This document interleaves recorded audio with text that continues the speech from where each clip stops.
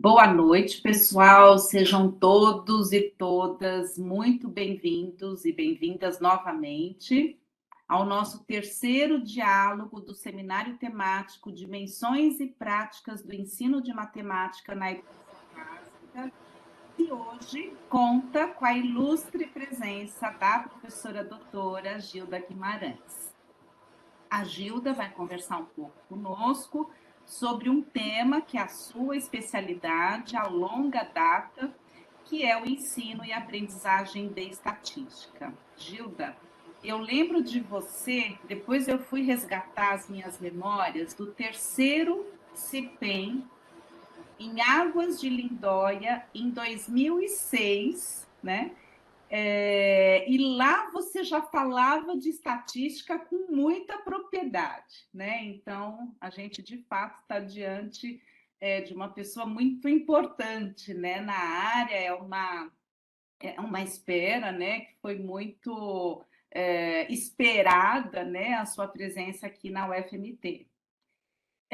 Bom, então, em nome do Grupo EMAI, o nosso grupo de estudos e pesquisas em educação matemática dos anos iniciais e do programa de pós-graduação em educação da UFMT, expresso a você o nosso profundo agradecimento. A gente sabe, né, que a sua agenda não é nem um pouco tranquila, né, e você encontrou um espaço nela para dialogar conosco aqui na UFMT. Tenho certeza de que o diálogo promete muito e será de grande aprendizagem, reflexão e troca de saberes entre todos e todas nós. Muito bem, eu gostaria inicialmente de agradecer também a todos os membros do Grupo EMAI que estão na organização do seminário, a equipe do Instituto de Computação aqui da UFMT, responsável pela plataforma Webex, e as meninas, né, intérpretes de Libras do Instituto de Linguagens, que sempre, né, estão conosco prestando esse apoio que é fundamental. Bom, Gilda, antes de eu te apresentar e de passar a palavra para você, eu só gostaria de lembrar alguns recadinhos, né, que eu tenho passado nesse início, e aí para todos os participantes. Nós pedimos, por gentileza, que vocês fechem o áudio e abram, né, somente quando de fato forem falar. O link da lista de presença será colocado no chat 15 minutinhos antes do término do nosso diálogo. Cada um pode, isso é uma coisa importante para quem não estava, né, e não ouviu esse recado ainda nos diálogos anteriores, cada um pode fixar na própria tela, esse é um recurso do Webex, Gilda. Cada participante pode fixar na própria tela os participantes que desejarem, tá? Então, eu sugiro que vocês deixem a Gilda, né, o intérprete de Libras, quando for o caso, e para isso, para deslocar esses participantes para a tela principal, basta clicar com o botão direito do mouse sobre o nome do participante e movê-lo para o cenário. Então, cada um pode organizar a sua tela do jeito que achar melhor, tá? Na nossa gravação, será, de fato, a tela com nós, né, aqui que falamos, né, com as intérpretes. Que mais? As perguntas e os comentários à professora Gilda podem ser colocados no chat. Gilda, não sei se você quer fazer uma fala assim corrida e deixar minutos finais para conversar, ou a gente pode fazer algo mais dialogado, como é que você prefere? Eu já vou te apresentar, mas já perguntando. Então, eu preparei umas coisas para dar uma ideia geral do que eu estava, né? E depois fazia perguntas. Tá. Agora, não sei, se vocês têm o costume de ir interrompendo, também pode ser. Tá, se surgir alguma coisa que seja assim muito, né, Pronto, que explique um pouco melhor e tal. Ok. tá bom, aí eu tomo a liberdade de te interromper. Mas, de qualquer maneira, pessoal, nós destinaremos, né, um tempo no final para as respostas e outras questões que vocês, inclusive, podem não fazer só pelo chat, mas oralmente. O pessoal tem aberto, né, o microfone ao final, participado oralmente, e isso com certeza pode acontecer aqui também no diálogo com a Gilda, tá? E todas, finalmente, todas as atividades do seminário temático serão gravadas e disponibilizadas no canal do YouTube do Grupo EMAI, mais ou menos umas 72 horas após ser realizado. Diálogo 1 e Diálogo 2 já estão no canal do Grupo EMAI, tá, pessoal? Então é isso. Vamos lá, então, Gilda. Vou contar um pouquinho quem é você.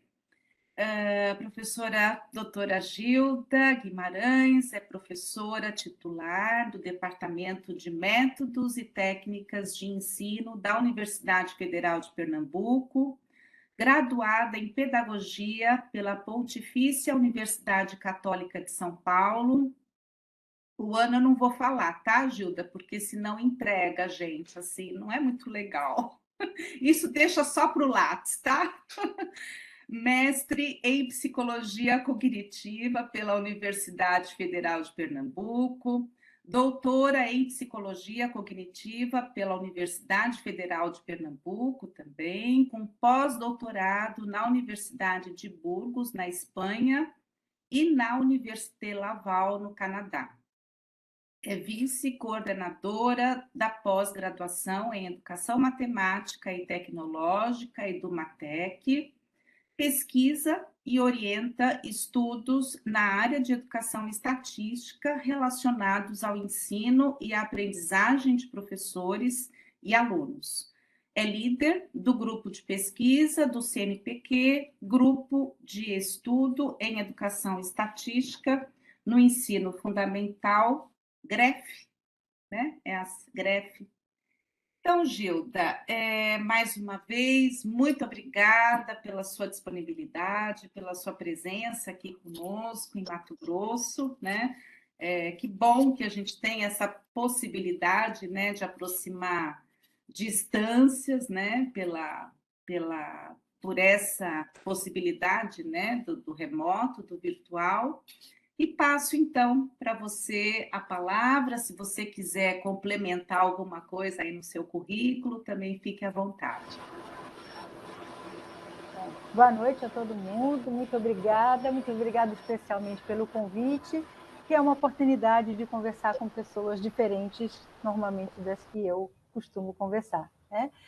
E a ideia é eu apresentar algumas reflexões que eu venho fazendo, algumas coisas dos estudos que eu venho desenvolvendo junto com o GRIF, né? GREF é GRIF, a gente chama de GRIF.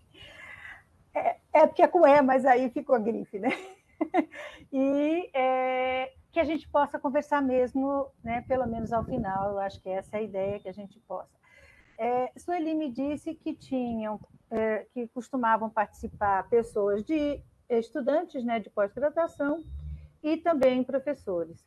Então, eu tentei fazer um meio lá, meio cá, né, para que a gente pudesse, de alguma forma, que todo mundo se sentisse um pouco contemplado naquilo que eu queria conversar, refletir junto com vocês, né? Faz tempo mesmo que eu venho trabalhando com educação estatística, apesar de ser pedagoga, né? Então, eu dei aula muitos anos para educação infantil, depois dos anos iniciais, né? E aí, já quando fui fazer o doutorado, fazia pouco tempo que tinha os PCNs. Eu tinha criado nos PCNs o eixo tratamento da informação, e eu preocupada com a sala de aula, eu falei, como é que as pessoas vão trabalhar, o que danado é isso, o que é que se faz, etc. E aí foi daí que eu comecei a estudar, né, sobre o que era, que vinha, na época chamava-se tratamento da informação, um nome muito mal dado, por sinal, né, mas foi aí que despertou a minha curiosidade. E daí para frente eu vim trabalhando sempre com o ensino de estatística, porque eu me apaixonei pela área, e cada dia eu vou me apaixonando mais. Então, apesar do GRIF dizer que é ensino fundamental, hoje em dia estou até orientando no ensino superior. Né? Então, a gente vai se aprofundando, né? Mas o GRIF, ele é tão conhecido como o GRIF que a gente nem mais lembra o que a sigla quer dizer, né? Mas, de alguma forma, é por aí, né, que a gente vem trabalhando. E o que eu vou apresentar é o resultado do grupo. Né? Não é um resultado só meu, é uma reflexão coletiva, né, de pessoas que passaram e estão fora, outras que não passaram, que continuam, né? Quer dizer, então eu tenho muitos ex-orientandos que continuam trabalhando comigo.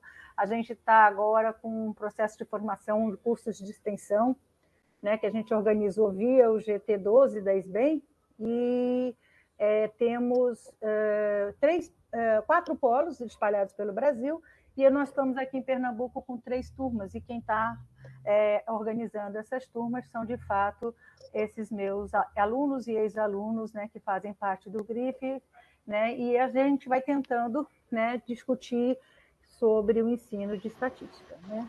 Então, assim, muito obrigada pela oportunidade. Vamos começar. Marcos, se você puder botar os slides, porque uma incompatibilidade ou uma inabilidade minha com a tecnologia, não foi possível eu passar os slides. Mas o Marcos, gentilmente, vai me ajudar. Marco, não é Marcos.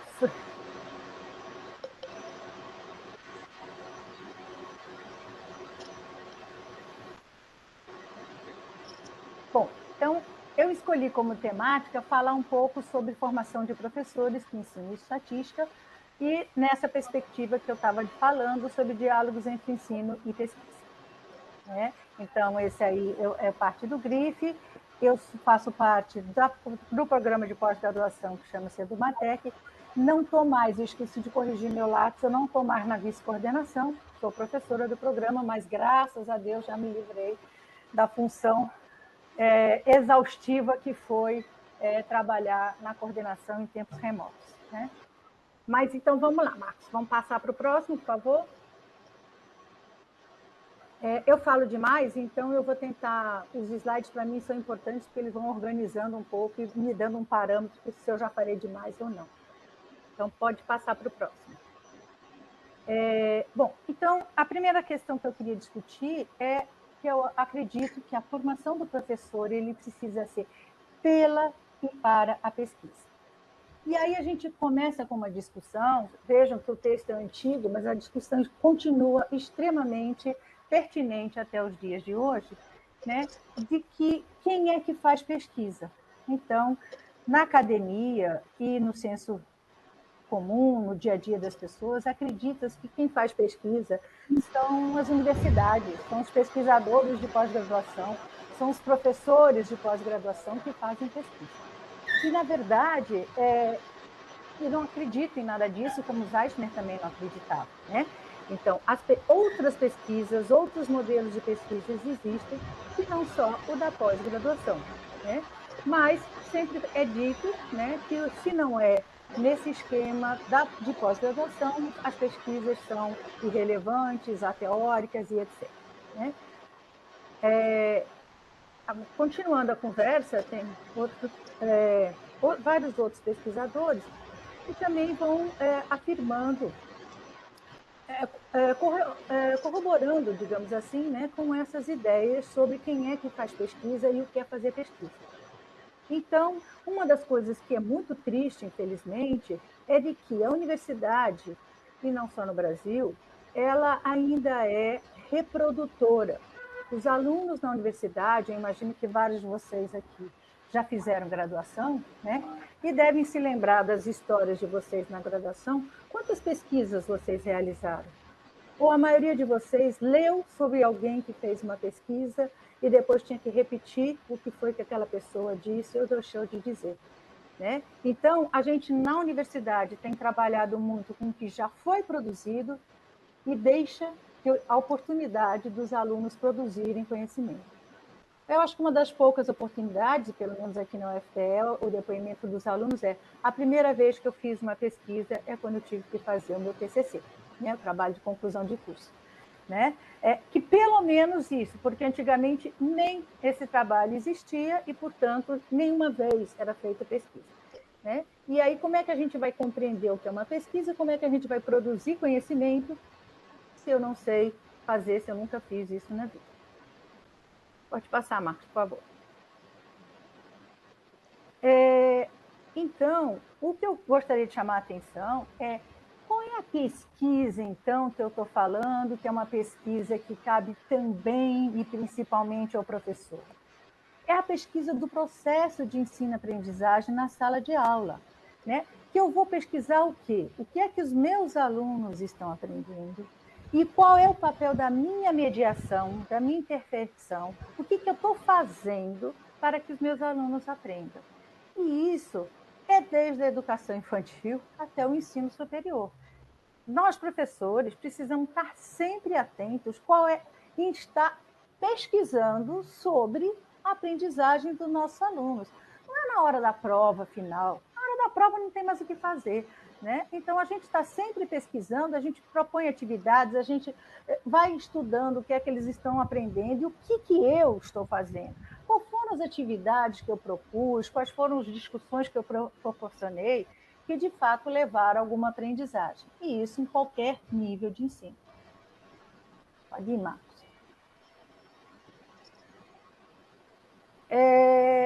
E aí é a minha puxada de orelha, né? Nos formadores, né? E também nos professores em relação, quer dizer, qualquer formador em relação aos seus alunos, se a gente quer, de fato, formar professores, pesquisadores, é fundamental que os alunos, durante todo o curso de graduação ou durante toda a sua vida escolar, realizem pesquisas.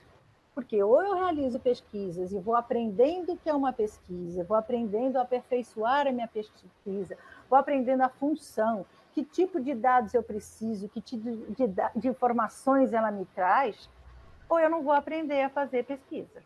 E eu não acho que seja papel de ninguém reproduzir conhecimento dos outros apenas.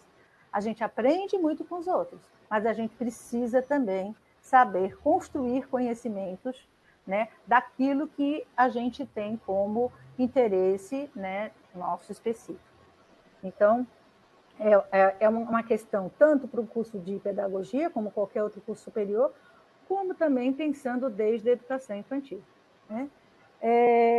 E aí, essa não é uma concepção que esteja generalizada, infelizmente, apesar de a gente ter vários autores e vários pesquisadores discutindo sobre isso, mas isso não é senso comum.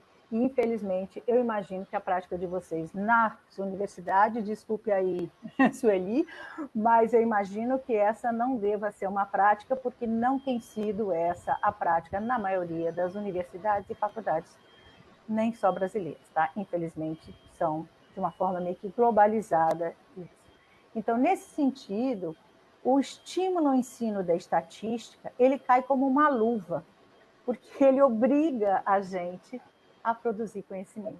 Ele vai obrigar nós, professores, independente do nível de ensino, a levarmos nossos alunos a produzir conhecimento, né? A interpretar os outros, mas também a produzir conhecimento. Pode passar, Marco.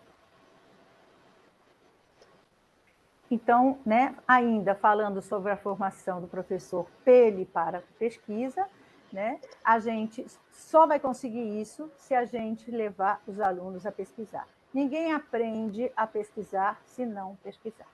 Então, esse é o caminho que a gente precisa trilhar no nosso percurso educacional, digamos assim. Pode passar.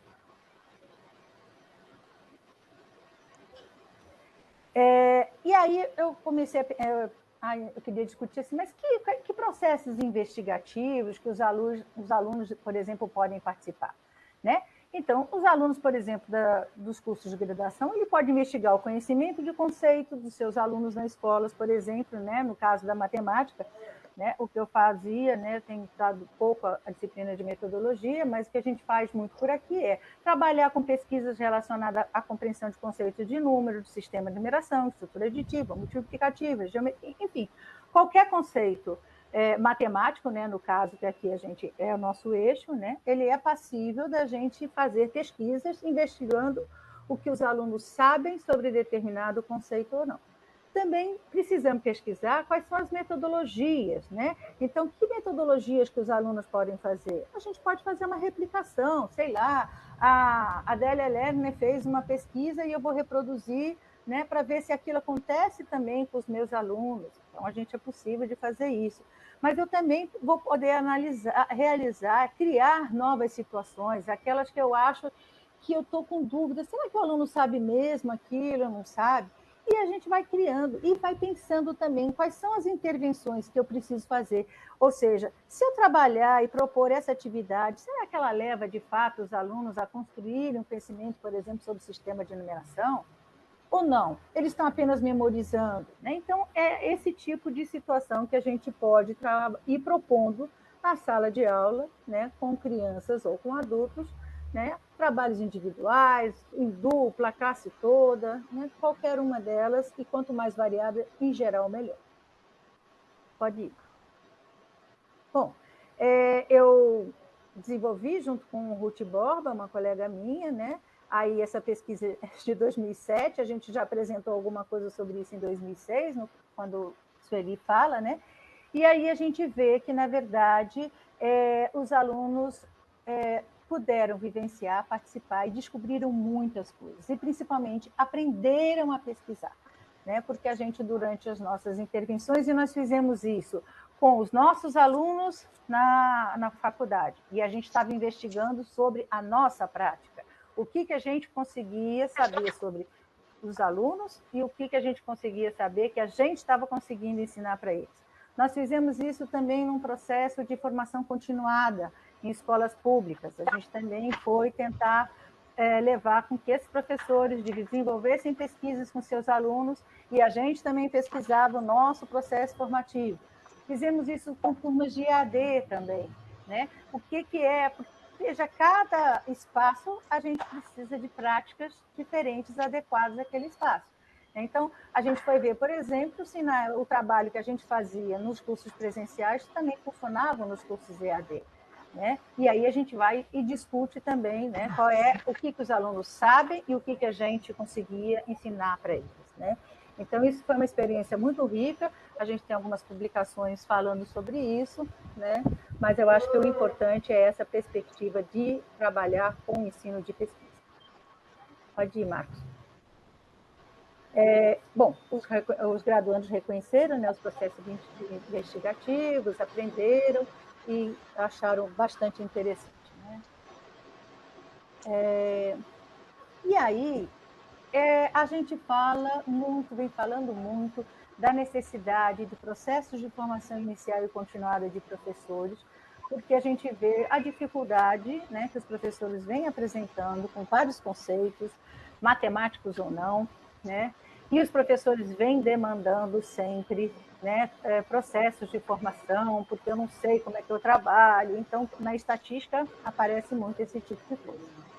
E aí uma reflexão que eu venho fazendo muito fortemente é de que é verdade, a gente precisa de ter processos de formações de professores, né, com políticas públicas, né, que os governos assumam, né, esse papel de fazer processos formativos de professores. Mas também cabe ao professor ir atrás do conhecimento que ele não sabe. A gente, enquanto professor, eu não posso ficar esperando que alguém venha me ensinar como fazer. Eu preciso ir atrás. E uma das riquezas que a gente tem hoje é exatamente o suporte da tecnologia, da internet. Né? Então, há anos atrás, quando eu comecei a trabalhar e dar aula, às vezes você ia para os cantos, as pessoas não sabiam nem o que existia.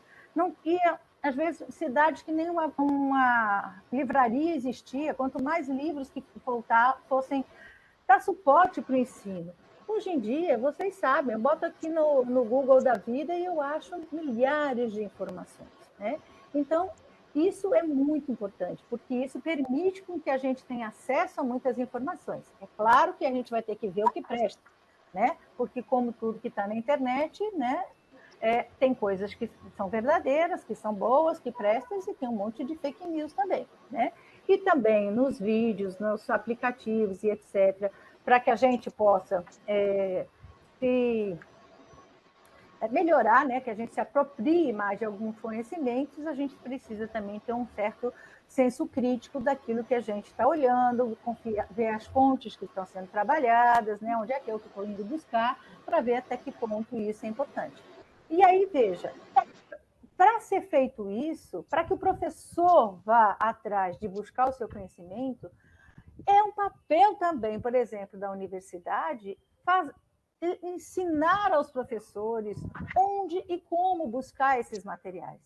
Da mesma forma que eu acredito que os professores, nas salas de aulas da educação dos anos iniciais, precisam fazer a mesma coisa, precisam ajudar os alunos a como é que eu busco informação na internet, ou como é que eu busco num livro, como é que eu busco observando o mundo, né? Então, as diferentes formas que a gente tem, e também mostrar ao aluno que ele não pode ficar esperando o professor para poder dizer o que eu sei e o que eu não sei. Na verdade, quando a gente é aluno dos anos iniciais, a gente não faz muito esse questionamento. Quanto mais a gente vai crescendo, mais a gente vai dizer, eu não sei porque ninguém me ensinou, eu não sei porque o professor não me ensinou.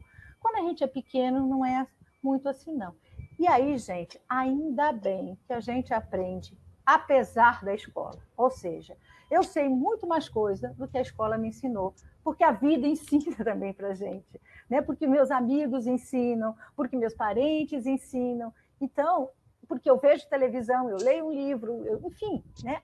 Todas essas experiências que a gente tem, elas são para além daquilo que a gente aprende na escola. Ainda bem, né? Porque se a gente só soubesse aquilo que a gente aprendeu na escola, eu acho que a gente estaria bem mais limitada no que a gente sabe. Né? Então, essa é uma coisa que eu acho que assim, é um movimento duplo. É preciso processos de formação do professor, né? Mas também é preciso que professores e alunos busquem, né, o que não sabe. Eu vou dar uma aula sobre fração, não sei nada sobre fração, o que você vai fazer? Tem que ir atrás de descobrir o que é fração. Né? E aí, por isso que eu comecei contando um pouco sobre como é que eu tinha ido parar na estatística. Né? Porque tem que ensinar estatística agora na escola. Eu era formadora de professores dos anos iniciais. Eu falei, o que eu vou ensinar para esses meus alunos que eu não tenho noção? Então, eu fui tentar estudar para poder ver o que eu poderia ensinar, né, para os meus alunos, e acabei me apaixonando e fiquei mais nessa área. Mas, assim, é um processo duplo, gente, de corresponsabilidade sobre os nossos processos formativos. Né? Então, a gente não pode ficar esperando que alguém um dia venha formar. E aí, o contrário também acontece, né? Só tem processo formativo que não serve para nada. Então, também não me interessa. Já vai de mau humor para qualquer processo formativo que nunca serve para nada. Vamos ver? Vamos ver como é que vocês querem, o que é que vocês querem, discutam, vão atrás, coloquem, questionem, né? Que só assim a gente vai conseguir avançar, sob o meu ponto de vista. Próximo slide, por favor. Então, eu acho que a gente tem agora uma grande oportunidade, que é essa, que na verdade não é nova, mas ela inicia a partir, né, dos PCNs, que é o tratamento da informação, que hoje em dia todo mundo chama de estatística, a própria BNCC vai chamar de estatística, que é um nome muito mais adequado, porque estatística é muito mais do que apenas tratar dados, por isso que eu não gosto desse nome, e muitas outras pessoas também não gostam. Né? Mas aí, eu tenho para mim que o ensino de estatística ele tem que ter como eixo estruturador do ensino a pesquisa. Por quê? Porque não é para eu aprender conceitos isolados, como a gente está acostumado na matemática, e reclama que tudo não faz sentido, que é um monte de número, de cálculo. Não, eu preciso aprender estatística para conhecer e tomar decisões no mundo. Essa é a função da estatística. Eu vou organizar dados, refletir sobre esses dados para eu tomar decisões na minha vida. Né? Isso tanto a nível individual como a nível coletivo. Então, por exemplo, muito recentemente, essa história da Covid estava todo mundo percebendo. Então, o que você precisava fazer? Eu precisava dos dados estatísticos para saber quantos já foram vacinados, quanto de vacina que eu preciso mandar para determinada cidade, para determinado estado. Se eu não tenho os dados, eu não consigo tomar decisões. Porque você não pode distribuir as vacinas igualmente para uma cidade feita São Paulo e uma cidade feita, sei lá, Oricuri, no interior de Pernambuco. quantitativo de pessoas é completamente diferente. Não sei nem se as faixas etárias são correspondentes, nem nada disso. Então, eu preciso dos dados para poder refletir sobre eles e para poder tomar decisões. Então, a minha perspectiva do ensino de estatística não é aprender conceitos isolados, mas é usar os conceitos para compreender e tomar decisões diante de situações do mundo. Né? Então, e essa é a perspectiva do... Pode passar. Essa é uma perspectiva que a gente vem chamando de letramento estatístico. Um dos teóricos que utiliza essa nomenclatura é o Ido Gal, né? Ele tem um texto de 2002, para quem está na academia, que é muito conhecido, né? Porque é a pessoa que apresenta esse termo, letramento estatístico, que quem trabalha com linguagem aqui vem na mesma perspectiva do que a Magda Soares chama de letramento também para o ensino de linguagem, né? Então, a Magda faz uma distinção bem grande entre alfabetização e letramento, pensando que a alfabetização é aprender o código escrito e o letramento é eu aprender sobre o uso da língua nos diferentes contextos, nos diferentes gêneros textuais. E a perspectiva do letramento estatístico também vai nesse sentido. Bom, e o que é pesquisa? Para a gente pensar, principalmente nos anos iniciais, né? Então, volta só um pouquinho, Marco. Então, eu tenho usado esse desenho, né, esse esquema, para pensar sobre o ciclo investigativo. Por que a gente chama de ciclo investigativo? Porque ele nunca tem fim, como o próprio esquema está mostrando. Né? Eu começo com uma questão, depois eu passo por levantamento de hipóteses, definição da amostra, coleta dos dados, classificação, registro, análise, conclusão, e quando eu chego à conclusão tem sempre um e se eu tivesse feito dessa forma, e se eu tivesse feito com outro grupo, e se eu tivesse perguntado outra coisa, e aí não tem fim. E é assim que a ciência se constrói no mundo inteiro. Né? A gente nunca está inventando a roda tudo de novo, a gente está sempre partindo do conhecimento já construído, né, pela humanidade ou pelas diferentes sociedades, e a gente vai construindo, né, uma pedrinha a mais acima. Quem está fazendo, né, programas de pós-graduação sabe, né, que é uma pedrinha desse tamanho que a gente consegue ir acrescentando a cada pesquisa, mas é assim que a ciência é construída, né? Cada um contribui com um pouquinho a partir do que já tem, refuta, concorda, complementa e a gente vai seguindo em frente. Aí eu trouxe aqui algumas ideias para não ficar tão assim no vazio. Aí pode ir, Marcos, para frente. Então, aqui os exemplos são mais pensados exatamente para os anos iniciais. Então, começando pela definição da questão ou do objetivo. Né? Então, a gente... Quem é que vai elaborar? Sempre essa pergunta me fazem. Gente, não sei, tanto faz. Eu posso chegar enquanto professora na turma e dizer, gente, aconteceu tal coisa, eu não sei como é que eu respondo, bora fazer. Ou algum aluno chegar e propor uma pesquisa, ou a gente ler uma reportagem e a gente querer se aprofundar mais, ou ler um livro de literatura infantil, uma história em quadrinho que chama atenção sobre alguma situação que a gente gostaria de pesquisar. Então, ela pode surgir de por vários caminhos diferentes. E aí eu pensei aqui em algumas possibilidades, né? Porque se tem uma coisa que eu tenho tentado fugir e dito para todo mundo, gente, fuja das pesquisas de preferência. Porque já tem crianças que acham que pesquisar é saber qual é o preferido. E aí eu pergunto assim, qual é a fruta preferida da turma? Aí a gente descobre que é, sei lá, a banana. O que eu faço com essa informação? Qual é a tomada de decisão que eu vou ter que ter diante de eu saber que a fruta preferida é banana? Ainda se fosse para dizer o lanche da escola, qual vai ser, que comida vocês preferem, vamos ver se a gente consegue que o governo mude o lanche, que é numa coisa que a gente goste mais. Mas nunca para isso. Qual é a cor preferida de vocês? Alguém vai pintar a sala, por exemplo, e vocês vão ter que decidir qual cor que a maioria gosta? Né? Então, não tem sentido essas pesquisas. Né? É simplesmente para dizer que pesquisou, levantou a mão. Ainda tem isso, né? O primeiro que levanta a mão, se é o meio líder da turma, o resto está tudo atrás e dá o mesmo palpite, né? Porque ninguém quer ficar perdendo. Né? Se gente grande faz isso na eleição, não vou perder meu voto, vou votar em quem está ganhando, imagina as crianças. Né? E aí eu botei aqui algumas coisas para a gente pensar. Por exemplo, meninas correm mais do que meninos?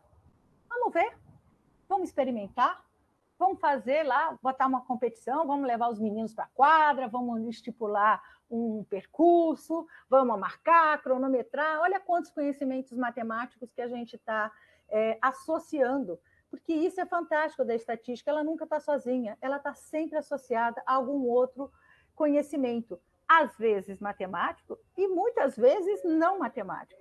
Então, aquela história da interdisciplinaridade, que é o desejo de todo mundo, ela não tem como não ser. Estatística, você trabalha sempre de forma interdisciplinar, porque ninguém vai pesquisar sobre o nada, você vai pesquisar sobre algum tema, e esse tema pode ser de qualquer tipo de conhecimento, de áreas de conhecimentos e etc. Né? A outra questão, por exemplo, esse aí das meninas correm mais que os meninos, já várias pessoas que eu conheço fizeram. As crianças adoram, né? Marcam, desenham, enfim. Depois, os alunos da escola têm mais medo de fantasma do que de ladrão?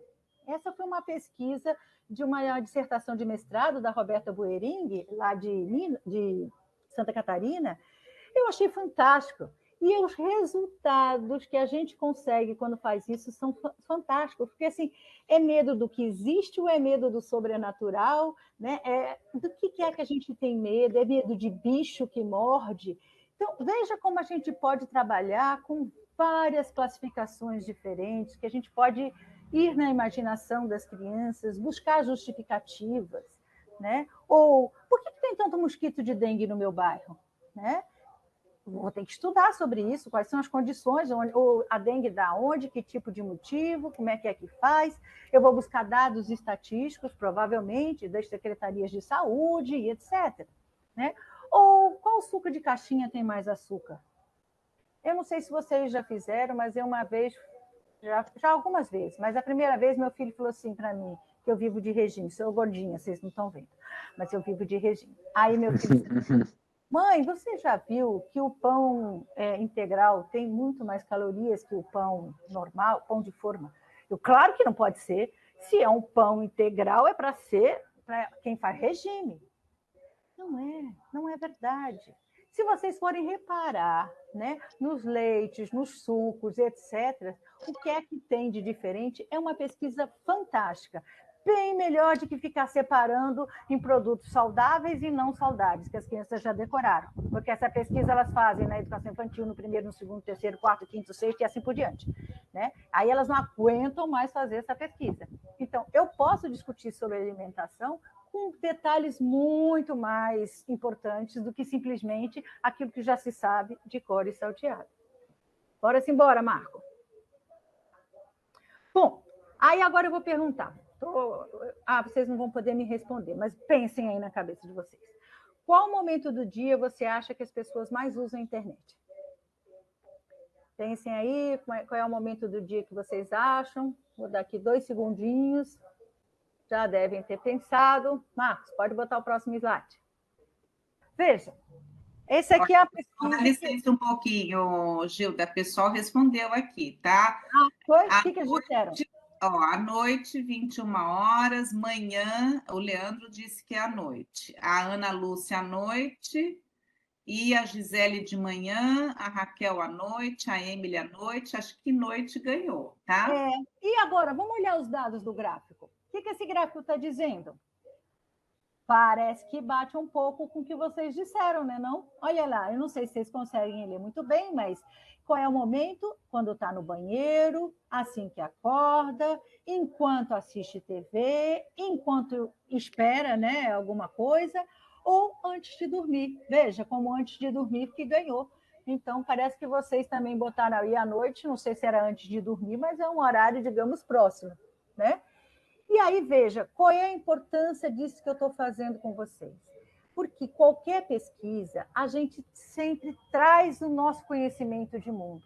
Então, a primeira coisa é o que a gente chama de levantamento de hipótese. Então, eu tenho uma questão que é, qual o momento do dia? Aí a gente vai pensar, eu acho que é de noite, porque é a hora que a pessoa já está mais tranquila, o trabalho, não sei o quê, ou então, não, na hora que ela está no banheiro, que já está ali, aproveita aquele momento, não sei, enfim, a gente vai levantando as hipóteses. E aí, depois a gente vai ler os dados estatísticos, porque eu vou deixar de pensar sobre o que eu faço ou o que a minha família faz, e vou olhar já não mais sobre uma, duas pessoas, eu vou olhar sobre um quantitativo enorme de pessoas, de uma pesquisa que foi feita com esta intenção. No caso aqui, essa pesquisa foi feita em julho de 2015 pelo IBOP, né? Então, eles fizeram isso com uma amostra extremamente controlada e tal. E aí, esse daqui é um trabalho que uma aluna minha, né, Érica Cavalcante, fez, e aí ela fazia isso com as crianças de terceiro, quinto e sétimo ano. E aí ela olhava, as crianças liam o gráfico, entendiam o que está no gráfico, e depois ela dizia assim, os dados do gráfico coincidem com o que você imaginou? Por quê? Né? Essa é uma pergunta crucial, porque uma das coisas, por exemplo, que a gente sabe do letramento estatístico é que a gente traz o nosso conhecimento de mundo para interpretar os gráficos. Uma vez eu apresentei um gráfico, era sobre venda de picolé, e perguntamos para uns vendedores de picolé, esses meninos que vendem picolé, né? No meio da rua, e aí a gente mostrava o gráfico, e o que mais vendia era de morango. Aí ele dizia, esse gráfico está todo errado, porque o que vende mais é o de chocolate de coco, sei lá, nem me lembro mais. Não era o que estava no gráfico. E ele dizia, o gráfico estava errado. Aí as minhas alunas, isso eu fiz com as minhas alunas no entorno da universidade, as minhas alunas diziam assim, está vendo que ele não sabe ler gráfico? Eu falei, não, ele sabe ler muito bem. Ele sabe ler e ele sabe dizer que está errado porque o gráfico não corresponde com a realidade dele. Né? Porque é assim que a gente faz, a gente traz as nossas expectativas para aquilo que a gente está vendo de informação. Então, é muito importante esse confronto entre o que eu achava e o que os dados trazem. Né? E esses dados científicos é que têm que ser considerados para que a gente mude de ideia. Né? E é isso que muitas vezes as pessoas não querem, né? As pessoas são resistentes. E aí tinha gente que dizia, está vendo que as crianças não vão mudar de ideia? Mudam mais fácil que os adultos, né? E elas começam a entender a função desses dados, dessa quantidade de dados sistematizados, né? E a gente precisa trabalhar com todos, né? Sobre esse tipo de situação. E aí depois ela fazia outras perguntas sobre conclusões, né? Se a gente podia afirmar determinada coisa, e também um pouco da linguagem probabilística. Você acha que isso vai acontecer se for em 2017, né? A gente agora já está em 2022. Mas na época ela perguntava, em 2017, você acha que vai acontecer alguma mesma coisa? E as crianças precisam dizer, eu acho que pode ser, porque a gente jamais vai poder dizer vai acontecer. Né?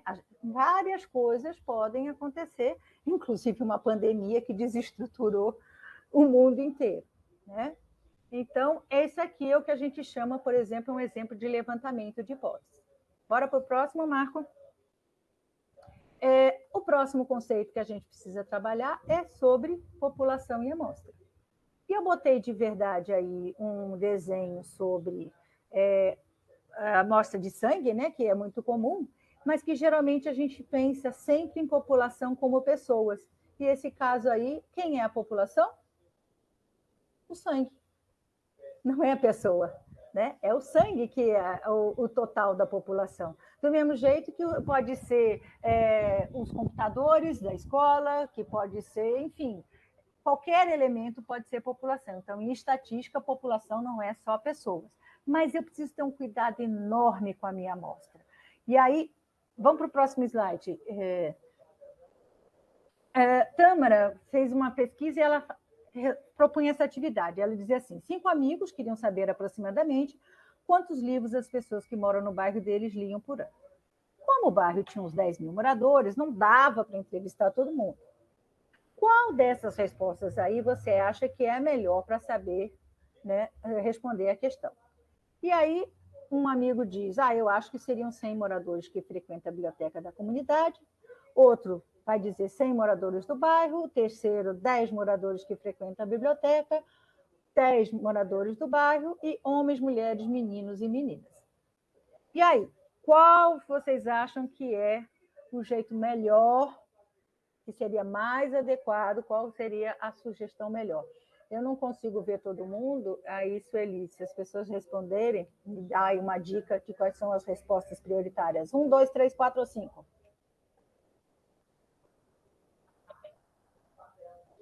100 moradores, 2. 100 moradores do bairro.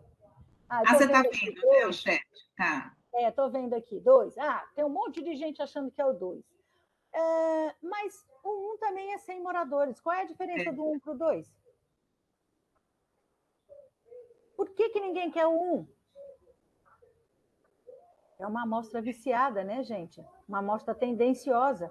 Porque se eu quero saber quantos livros leem e só pego aqueles que já frequentam a biblioteca, então eles já devem ler um bocado, né? Mas eles não podem representar todos os moradores daquela comunidade. Também não pode ter gente que lê e que não vai na biblioteca, como alguém disse aqui. Né? Também pode ter gente que lê e nem lê livro, lê pela internet. Hoje em dia, né, a gente lê pela internet, né, na vida. Né? Então, não é uma amostra decente, porque ela é uma amostra que ela tem um viés, né, como a gente chama, ela está selecionando um subgrupo. Né? Bom, então, mas por que não são 10 moradores do bairro? Se o problema é que o frequentador de biblioteca é viciado, por que não pode ser o amigo 4?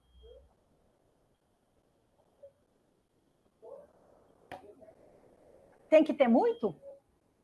A amostra é muito pequena? Muito bem, Gisele. Imaginava que ia ter gente que ia responder isso. E aí eu pergunto para você, quando você faz uma sopa, quantas colheres você toma para ver se ela está prestando?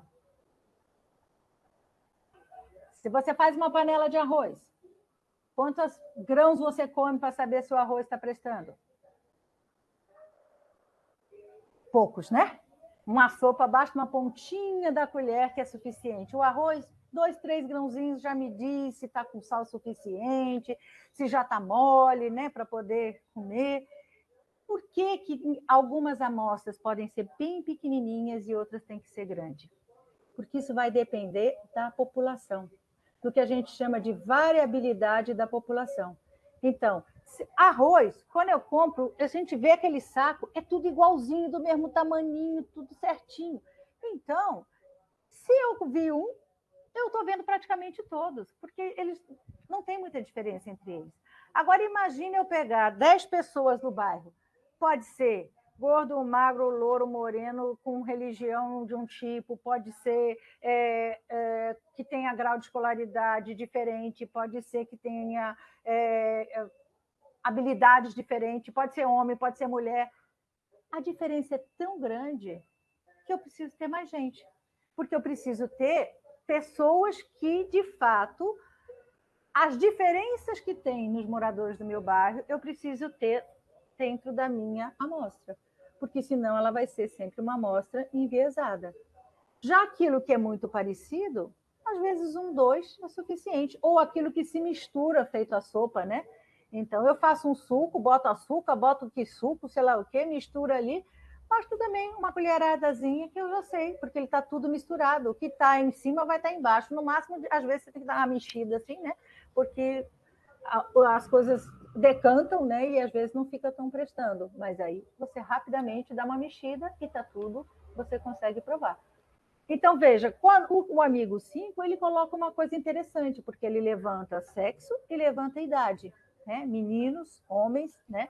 Mas não diz nada que é do bairro. Vai ser menino, homem, de qualquer canto? Também não diz quantos, né? E será que só essa variável, né? Ser criança ou ser adulto, ser mulher ou ser homem, vai justificar?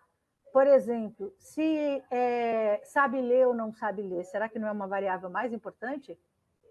Né, para você perguntar sobre quantidade de livros que lê, né? Então, talvez a gente tenha outras variáveis que são muito mais importantes do que essa, por exemplo. Só para dar uma mexida naquilo que a gente vem chamando de amostra. Pode ir, Mar. Aí eu já sei minha amostra, já decidi, coletei meus dados e agora eu vou resolver classificar. Mas, Gilda, classificação é assunto de educação infantil só. Bom, se vocês olharem os livros didáticos, não vai ter mesmo, não. Livro didático nenhum vai falar de classificação a partir do 1º ano, só fala na educação infantil. Conceito Reles. Meus alunos da pós-graduação, eu tenho certeza que os alunos de Sueli, de todo mundo, uma das coisas que eles mais apresentam dificuldade é em classificar. Quando eu já sei a categoria, é fácil. Mas quando eu preciso ler um texto, olhar determinadas respostas, e agora? O que elas têm de igual, o que elas têm de diferente, o que tem de intermediário no meio do caminho? É uma das coisas mais difíceis a classificar. E a gente não aprende na escola a classificar. A gente aprende classificações. Né? Eu tenho um exemplo que eu amo, que foi uma vez eu pedi que meus alunos tinham várias figurinhas de animais, e eu pedi que eles pedissem para os seus... Alguém, uma criança qualquer de 4 anos. Então, vários deles tinham filhos ou vizinhos, fizeram. Aí eu me lembro que uma mãe disse, Gilda, eu estou tão triste, minha filha não sabe nada sobre classificação. Ela tem 5 anos de idade e ela classificou todos os bichos para o lado de cá e deixou a girafa e a formiga para o lado de cá. E ela disse... que a filha explicou para ela, esses aqui parecem com a formiga atômica, vocês sabem quem é a formiga atômica? Não sei qual é a idade de vocês aqui, e os que não parecem com a formiga atômica. Aí eu falei assim, que fantástica essa classificação que ela criou. E a mãe, triste, achando que a filha não sabia classificar. Eu falei, mas por que ela não sabe classificar? Porque tem que ser vertebrado, invertebrado, nocivo, bom, sei lá, umas besteiras, que não tem ninguém que trabalha com animais que classifica dessa forma, só a escola. Na escola a gente é obrigado a decorar as classificações e as exceções, né? Porque todos os mamíferos, não sei o quê, a baleia é exceção, não sei o que lá, quem é exceção. E a gente, para que eu preciso saber essas classificações todas, né? Eu preciso, quem classifica, decide o critério que quer classificar, porque eu não classifico para nada, eu classifico para tentar entender uma situação. Né? Aí existe, a gente pode criar critérios de classificação, devemos levar os alunos da gente a criar critérios sobre classificação, mas também a gente pode fazer uma brincadeira com eles de descobrir. E aí eu queria que vocês olhassem essas figurinhas, eu organizei elas em 2 grupos. Será que vocês conseguem descobrir o critério que eu escolhi? Vou ficar aqui olhando o chat para ver se alguém descobre.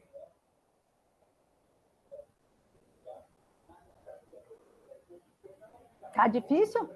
Terrestre e aquático? Não, não, não. Cavalo não é aquático. Peraí, muita calma nessa hora. Meio de locomoção? Como assim? Meios de transporte? Quais são os grupos?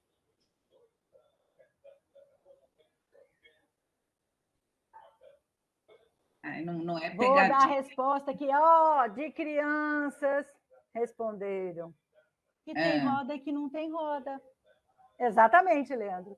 Quem tem roda e quem não tem roda, né? Então, as crianças conseguiram acertar. E isso, gente, é muito interessante, porque não é um critério que está acostumado.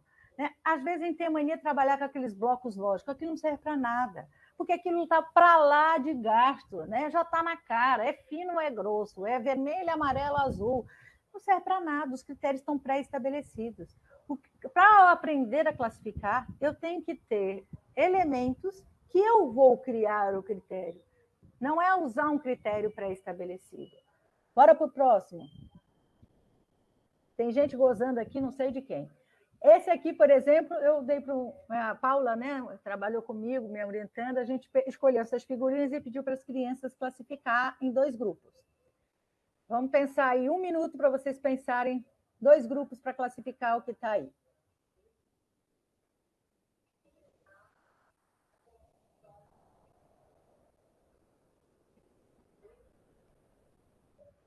Alguém já pensa em algum jeito de separar esses elementos que estão aí em 2 grupos?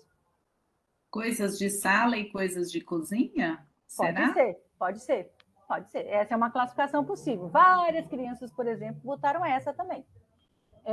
Grupo de figuras geométricas. Estudo e descansar.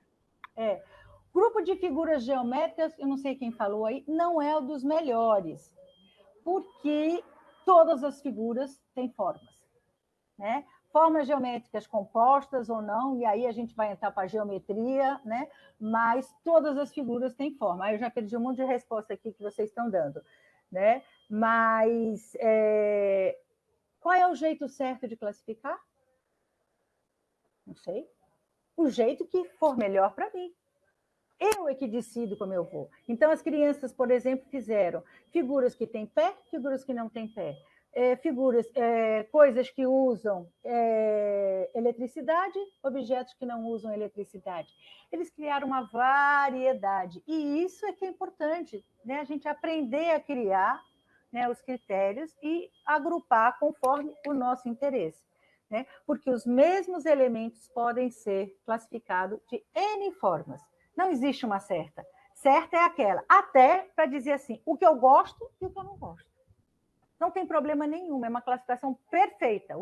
O que eu gosto e o que eu não gosto. O problema dela é que ela só serve para uma pessoa. Ela não serve para todo mundo. Se eu digo com eletricidade e sem eletricidade, todo mundo pode conferir se está correto ou se não está. Se eu digo o que eu gosto e o que eu não gosto, é muito pessoal. Mas a gente não faz isso na vida? Que vezes que a gente faz. Claro. Esses filmes eu nem olho. Por exemplo, filme de terror, eu detesto. Nem olho, não quero ver nenhum. Se você me indicar o filme de terror, vai passar batido, porque eu não gosto, não vou assistir. Né? Então, tem os filmes que eu gosto e os filmes que eu não gosto. As comidas que eu gosto, as comidas que eu não gosto. E elas não são fundamentais para mim? São. Eu não vou comprar uma coisa que eu não gosto para comer, não é? Ô, Gilda, deixa eu te perguntar uma coisa. Diz lá. E aí, nenhum elemento pode ficar fora, né? Quando você envolve essa atividade com as crianças, né? Porque aqui ele colocou, não, a Emily, não, peraí, o Leandro colocou para sentar ou não, né? Aí eu fiquei pensando, né? Aí a gente tem que pensar assim, a almofada, né? A almofada é para sentar, né? Ou não? Eu vou olhar para a almofada de acordo com o meu uso, né? Então, sim, tudo vai ser encaixado nos grupos que forem formados, né? De acordo com... Esse tipo de classificação do Leandro serve para sentar ou não, é o que a gente chama de uma classificação binária, né? Essa é a mais fácil que as crianças conseguem fazer. Por quê? Porque tem aquela característica ou não tem. Voa, não voa. Corre, não corre.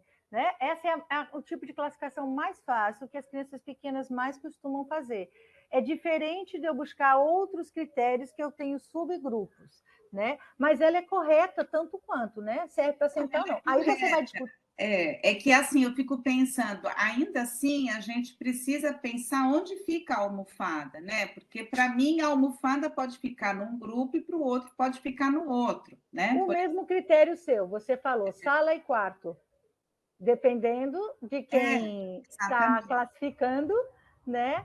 Vai ter a cadeira, vai estar no quarto, não sei o que, vai estar no quarto, né? Então, assim, tem gente que só tem um cômodo, vai ficar tudo no mesmo quarto, né? As crianças botaram também cabeleireiro e sala, né? Porque esse banquinho aí, elas acharam que tinha cara de coisa de cabeleireiro, né? Então, aí muitas crianças foram para a história do salão de beleza, não sei mais o que, né? Então, assim, o elemento, né, que você está chamando a atenção sobre o elemento almofada, por exemplo, em qual grupo ele vai ficar. Como a classificação depende de quem classifica, eu preciso fazer. Se eu sou professora, eu vou dizer assim, mas a almofada é para sentar? Pode ser, professora. E não pode? Pode. Né? Eu posso ter várias almofadas para sentar, ou eu posso ter para encostar. Cada um usa da forma que quiser. Né? Bora, Paulo? Olha, tem várias coisas aqui, mas você acha melhor deixar para o final? Eu acho que a gente pode deixar, porque eu estou meio preocupada de falar demais. Tá bom. Tá, aí então. Depois eu entro no chat e vocês também juntam as conversas todas. Eu estou compilando aqui tudo, tá? Beleza. Tá, joia? Ótimo, obrigada, Sueli. Bom, caminhando para frente lá no ciclo, uma vez que eu já coletei as informações, agora eu vou construir minhas tabelas. Olha que tabela linda que o menino construiu. Isso é tabela? Não. E não é só menino, não. Graduando de pedagogia daqui, da Espanha, do Quebec, de onde for, faz do mesmo jeito. O que está sendo feito aí? Fez uma lista com o valor, né, da velocidade dos animais. Tabela tem que ter aquele negócio assim, né? Parece um quadro em volta. Aí eu faço ali em volta, fiz uma tabela. Está resolvido o meu problema. Não é enquadrar uma lista. Tabela não é enquadrar uma lista, né? Mas as crianças pensam que é como adultos também, tá, gente? Então, essa é uma pesquisa. Já essa situação aqui do aluno do 5º ano, ele tem, de fato, uma tabela. Ele tem a quantidade de materiais, ele tem os grupos, né, que é papel, metal e plástico. Ele construiu isso a partir de um banco de dados, né? E aí ele tem o que é reciclável, o que é não reciclável. Veja, é um aluno do 5º ano construindo uma tabela de dupla entrada, porque eu tenho o tipo de material e se esse material é reciclável e não reciclável. Esse tipo de construção de tabela de dupla entrada, em geral, alunos do 4º e 5º ano é que vão ser capazes de construir. Desde o primeiro, eles conseguem interpretar, mas eles vão começar a construir no 4º e 5º ano. As crianças do 1º, 2º, 3º ano, elas conseguem construir tabelas que só têm uma variável. Então, se eu dou esses dados, elas fazem ou pelo tipo de material, ou elas fazem outra tabela por ser reciclável ou não. Juntar as duas coisas, elas não conseguem.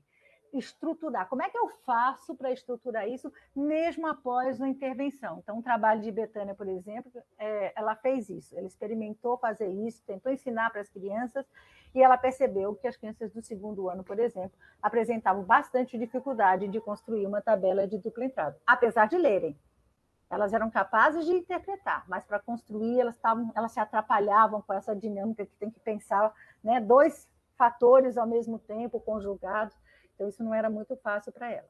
Mas no 5º ano, viu, gente? E aí a gente vê que tinha graduando de pedagogia até no Canadá, que é um país desenvolvido, não sei das quantas, né? E a gente trabalhar com as crianças, elas conseguem bem mais cedo do que ter que chegar lá no ensino superior. Bora! Paulo. Eu só quero chamar de Paulo, não sei porque que inventei que é Paulo.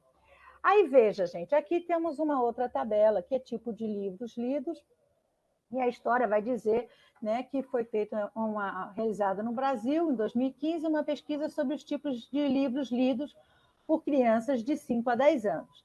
E aí apresenta esses dados. E aí a minha pergunta principal aqui é a seguinte: a diretora de uma escola com crianças da mesma idade quer comprar livros. A partir dessa tabela, que tipo de livro essa diretora deve comprar? Essa é a minha questão principal. Porque saber que tem contos 114, gibi 89, desde o 1º ano as crianças são capazes de me dizer. Mas eu não quero saber o valor das coisas, eu quero tomar decisões a partir das informações.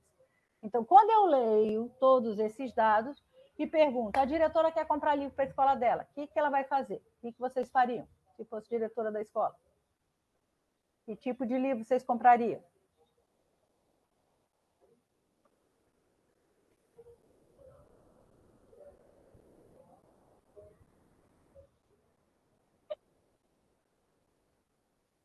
Contos? Por que, Gisele, contos? Porque é o que tem mais? Emily também acha. Emily, eu te conheço, né, Emily? Isso, porque tem mais. É uma ótima resposta. Compraria, porque parece que as crianças gostam mais de ler os contos, eu poderia comprar esse.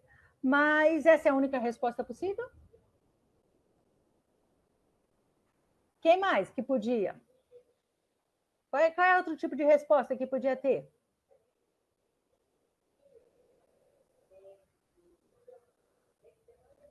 Se eu, por exemplo, quero incentivar os alunos a estudar sobre arte, a conhecer a arte. E aí eu estou vendo que só 49, né, leitores de arte. Aí o que eu posso fazer? Eu posso comprar um monte de livro de artes para ter mais oferta e estimular os alunos, então, a ler sobre artes. Né? Gibi já tem muita gente, depende exatamente da intencionalidade do professor. Né? Então, a diretora pode escolher aquele que tem mais, ou dizer, esse já tem tantos, que não preciso mais comprar desse, vou comprar de outro tipo, para poder variar. Eu não quero que eles saibam só um tipo de literatura, né? Eu quero variar. O Leandro falou aqui, Gilda, viagem e esportes para estimular a lerem mais sobre o tema. Pois é, ou porque eu quero incentivar uma atitude saudáveis, né, Leandro? Né? De que a pessoa faça esporte, que ela pratique exercícios e etc. Então, dependendo da justificativa, é que a resposta vai estar adequada ou não. Né? Então, existem várias respostas e várias possibilidades de tomada de decisão. Não tem uma única resposta certa, porque vai depender da justificativa.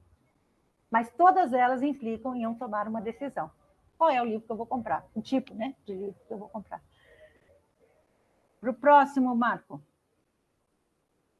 Ah, isso aqui é uma gracinha. Eu adoro essas crianças construindo gráficos. É outro tipo de representação, né?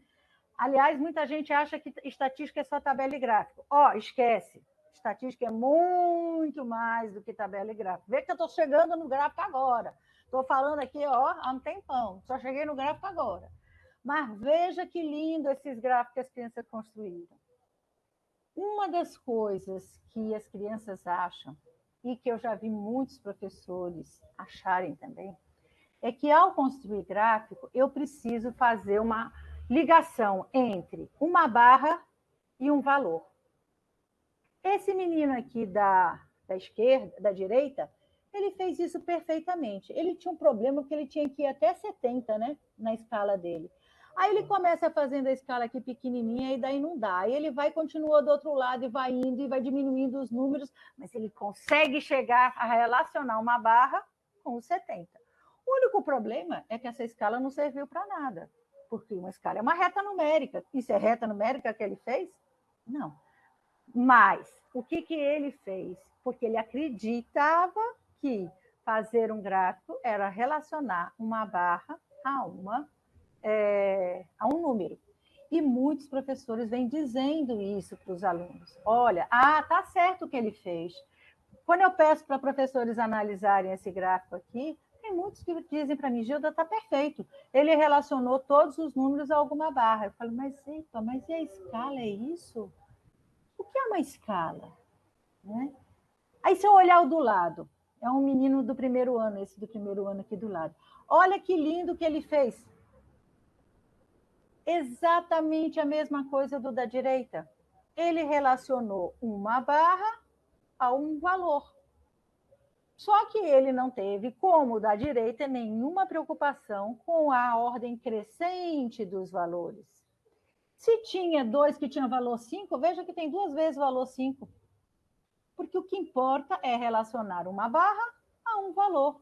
E não pensar numa reta numérica que os espaços têm que ser proporcionais entre 1, 3, 5, etc.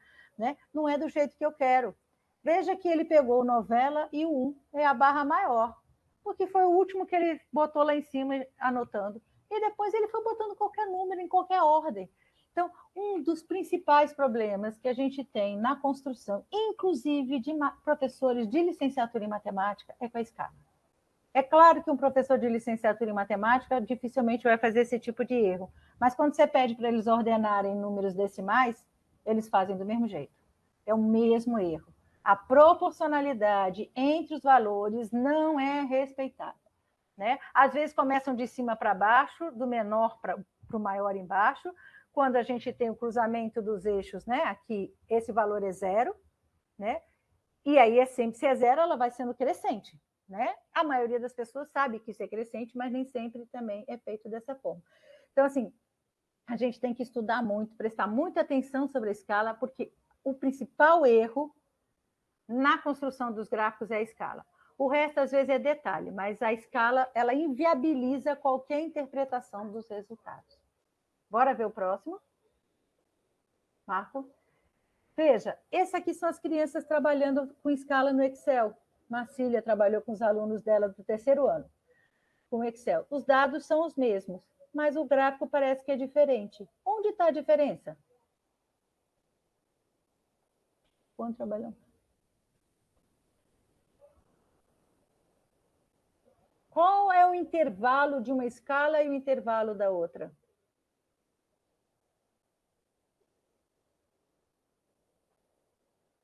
Uma vai de 30 em 30, de cima, né? Isso, Gisele. E a de baixo vai de 50 em 50. Aqui o desenho nem ficou muito diferente, mas às vezes é estrondosa a diferença em função da escala. Né?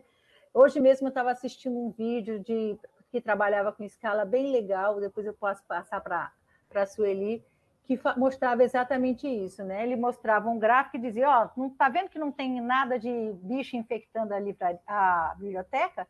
Aí o pessoal falou, mas está cheio, como é que pode? Ele não bota a escala. Quando você bota a escala, você vai ver que o gráfico dele era igual ao outro, só que um estava indo até 100 e o outro estava indo até 10, e isso era suficiente para deturpar completamente as informações. Isso a mídia faz um montão, viu, gente? A gente tem que estar ligado, porque é um dos erros muito... É um desenho animado, exatamente. Depois eu vejo o link direitinho e dou para a Sueli para ela passar para vocês, né? Porque eu estou sem ele aqui agora. Bora continuar? Estamos fechando já. Então, voltamos, né, na formação do aluno pela e para a pesquisa, né, qualquer aluno, né, e aí a nossa questão é, a gente vai concluir. O que a gente vai concluir? Eu respondi o processo todo que eu desenvolvi, defini a amostra, levantei hipóteses, classifiquei, registrei tabela, gráfico, não sei o quê. Dá para eu concluir? Eu consegui chegar a uma resposta? Né? Eu preciso sempre chegar até o final. Né? E aí, é como eu falei no início, a gente chama de ciclo, por quê? Porque quando eu chego no final, e se a pesquisa fosse realizada com alunos de outro grupo, de outro ano escolar, e se fosse acontecesse com um questionário diferente, perguntas diferentes, a gente tem sempre o se.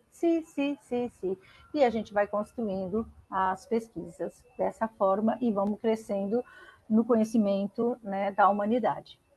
O próximo, por favor, Marco. Bom, mas sempre tem problemas, né? Entre o que eu planejei, olha que lindo, e o que aconteceu. Ah, mas não deu nada certo. Qual o problema? Vamos analisar por que não funcionou. É fundamental, gente. Não é com erro que a gente aprende.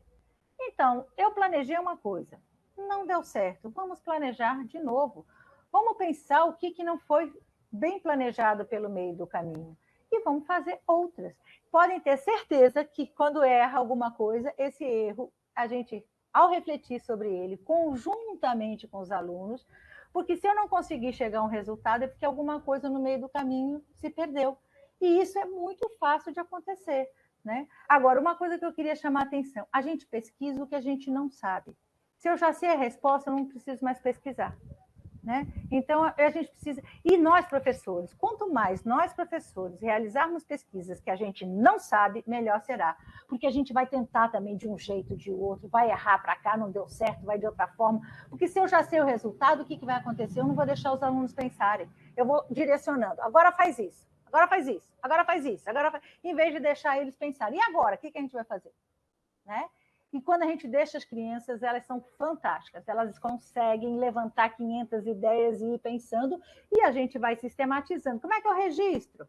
Ah, bom, nem todo mundo nasce sabendo como é que faz uma tabela. E aí a gente vai, bom, uma tabela, precisa ter o quê? Precisa ter isso, ter aquilo outro. Da segunda vez eles vão fazer certo, já pode ter certeza, né?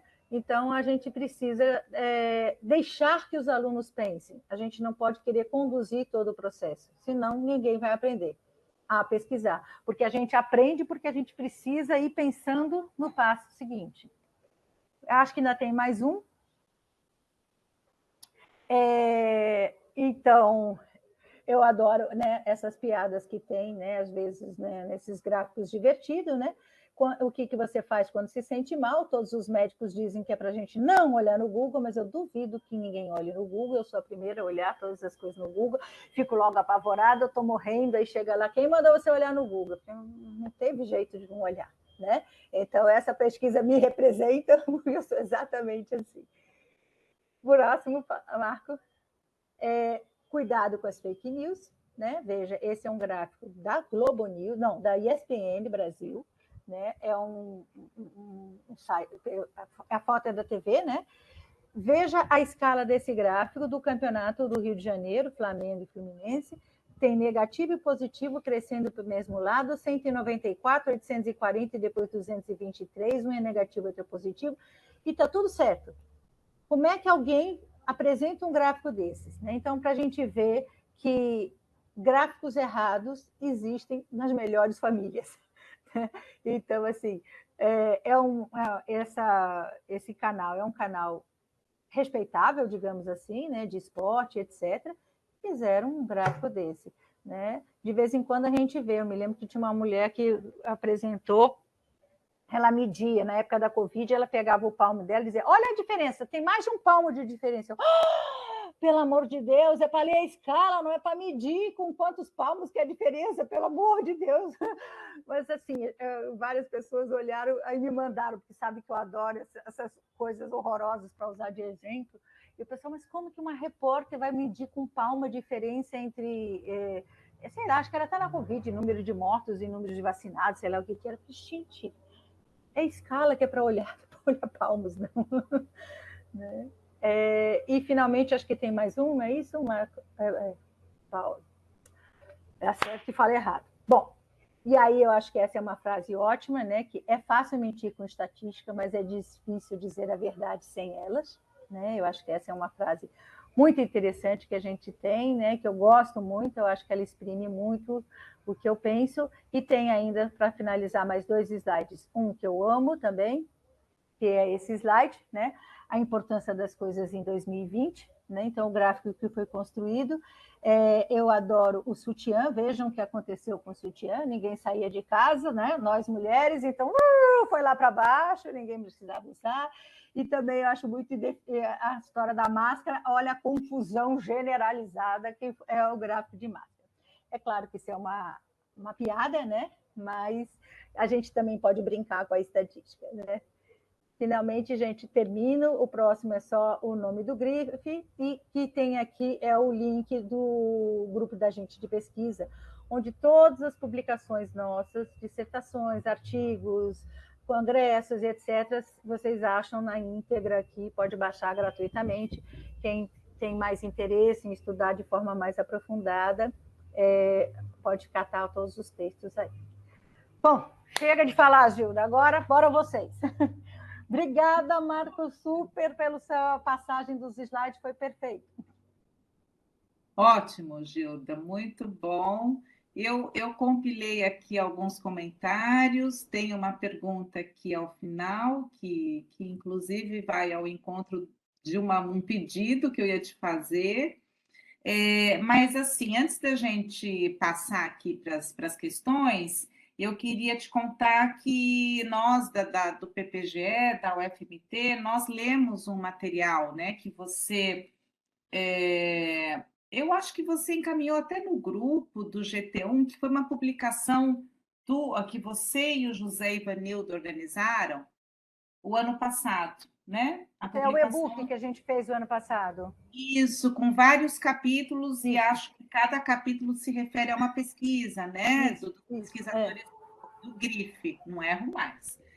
E aí, assim, é um material muito bom, muito rico, né? Porque ilustra exatamente, acho que tudo, um pouco da sua fala, né? E aí, assim, pensando, eu confesso para você que eu consegui ler só 2 capítulos, né? Quero ler todo o material, mas juntando com a pergunta aqui da Emily, né? Que ela vai falar um pouquinho da combinatória. Vou até ler aqui a pergunta da Emily, que vai ao encontro da minha solicitação. Olhando para a perspectiva trabalhada, me pergunto, como poderia trabalhar a estatística e a combinatória de maneira articulada, de modo a estimular a criticidade dos alunos, né? E aí, nesse capítulo 1, você e o José... Não, você... Ivanildo. O José Ivanildo é que vocês fazem a apresentação, e o capítulo 1 também. Vocês vão falar, né, da estatística e da probabilidade, né? E eu acho que seria interessante você, sei lá, comentar aí rapidamente como é que a gente pode, porque as duas áreas, elas vêm postas para a gente, né, nas orientações curriculares, já desde os PCNs, né? Embora lá nos PCNs fosse tratamento da informação, no conteúdo, né, do material já vinha ali anunciada uma ideia de trabalho com a probabilidade também, né? E agora na BNCC isso fica mais explícito, né? Porque é probabilidade estatística, tá? Então, se você puder comentar um pouquinho mais sobre essa articulação. Tá. A combinatória, na verdade, ela saiu, né, da estatística e probabilidade. Ela antes era estatística, probabilidade e combinatória, o que faz todo sentido no mundo, porque a combinatória são os espaços amostrais da probabilidade, né? Mas elas saíram e ficaram lá junto com as estruturas multiplicativas. Então, o grupo do Geração, que é coordenado por Ruth Borba, né, elas ficaram muito bravas. Mas como é que faz uma coisa dessa e etc, né? Mas a probabilidade está associada com a estatística, né? Então, eu acho que a primeira coisa é que a gente tem que pensar que a estatística se utiliza da linguagem probabilística, né?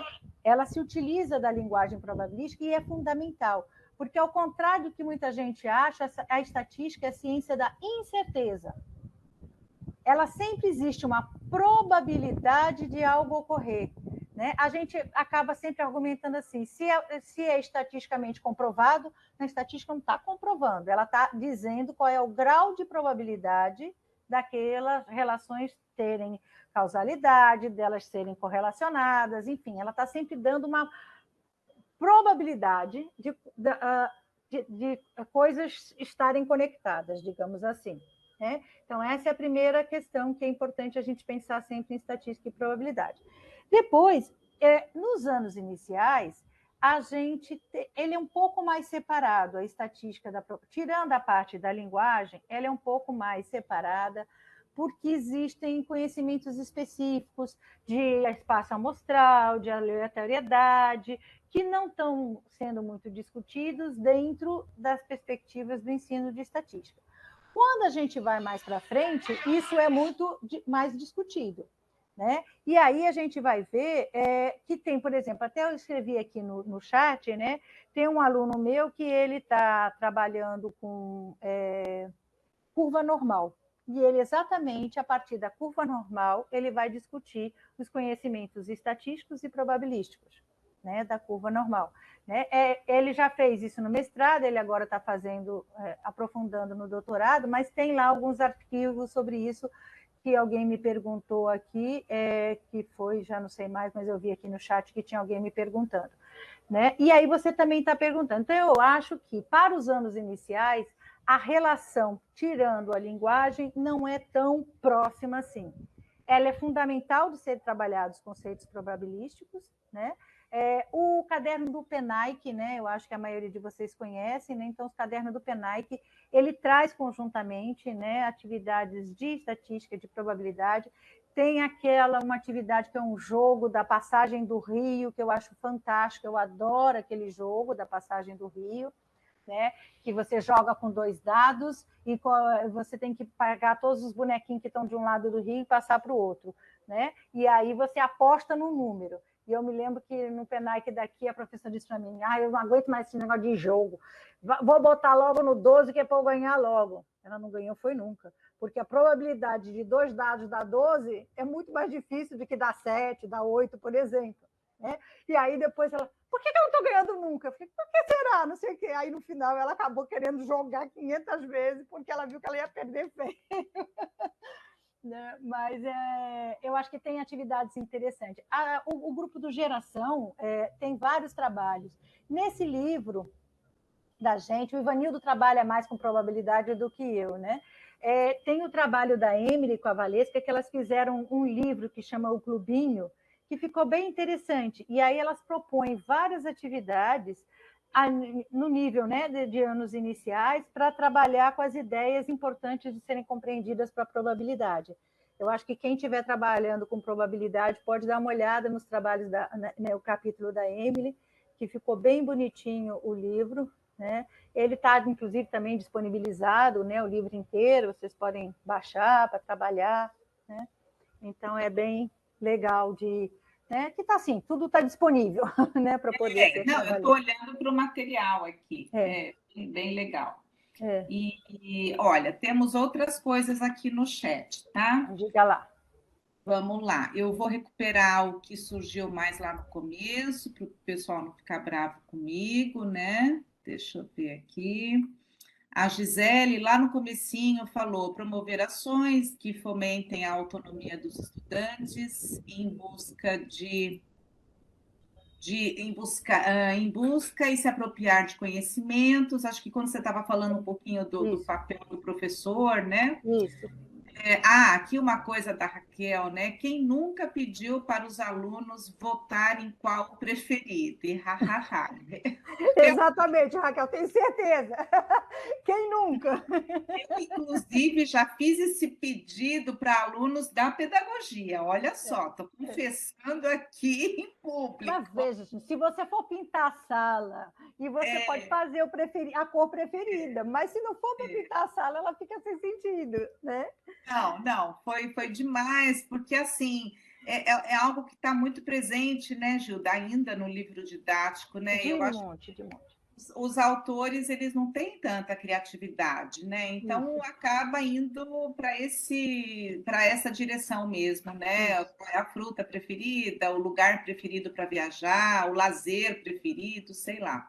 É. Aí a Raquel também, ela disse assim, já borbulhou uma ideia aqui com a fala da professora Gilda, Oba! que o resultado precisa ter um reflexo, ser útil. Isso. Fazer um trabalho estatístico sobre o consumo e sobras das merendas após os Legal. resultados, elaborar uma ação para reduzir o desperdício e, após algum tempo, refazer o processo e observar novamente o resultado através das coletas, né? Então, ela já pensou um pouco naquela tua fala, né? Isso. Da interdisciplinaridade mesmo, né? É. E não de um jeito artificial, né? Porque a gente vê Muito boa a ideia dela.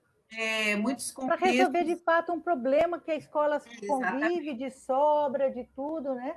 E né? aí a pensar soluções, né? E de repente ver como é possível solucionar, se a direção da escola escuta a pesquisa que os alunos realizaram, né? Achei ótima ideia. E vai trabalhar com a consciência por Isso. meio de uma ação real, né? Do É. contexto real, e não de um contexto inventado, né? Isso. Teve uma vez que eu estava trabalhando com uma prefeitura aqui perto de Recife e tinha aquela história, né? O quinto ano A é sempre mais forte que o B, né? Aí também deve ser a mesma coisa, né? Escolhe os alunos bons, bota numa turma, e o que não é bom vai para outra. Quando a turma é D, meu filho é aquele rebotalho do rebotalho, né? E é claro que os alunos sabem, né? Eles não são bestas, né? Eles sabem disso. E aí tinha uma escola que tinha uma turma dessa, acho que era, sei lá, quinto ano C, que eles sabiam que todo mundo dizia que eles eram péssimos, não sei o quê. Eles se enfesaram de tal forma, e a gente vinha trabalhando com pesquisa com eles, eles resolveram fazer uma pesquisa na escola de o que precisava ser melhorado, e aí fizeram, apresentaram tudo para eles dizerem, vocês estão dizendo que a gente não sabe fazer nada? Olha como a gente sabe fazer, e para solucionar os problemas da escola, né?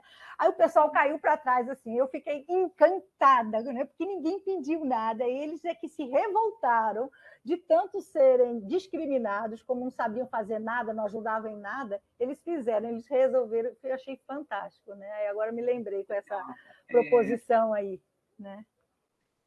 é, então, aí vem a Gisele falando que realmente é interessante essa ideia da Raquel, parará. Aí a Gisele comenta também, né? É super interessante. Bom, antes o Leandro fala: estudamos estatística para ajudar na tomada de decisões, né?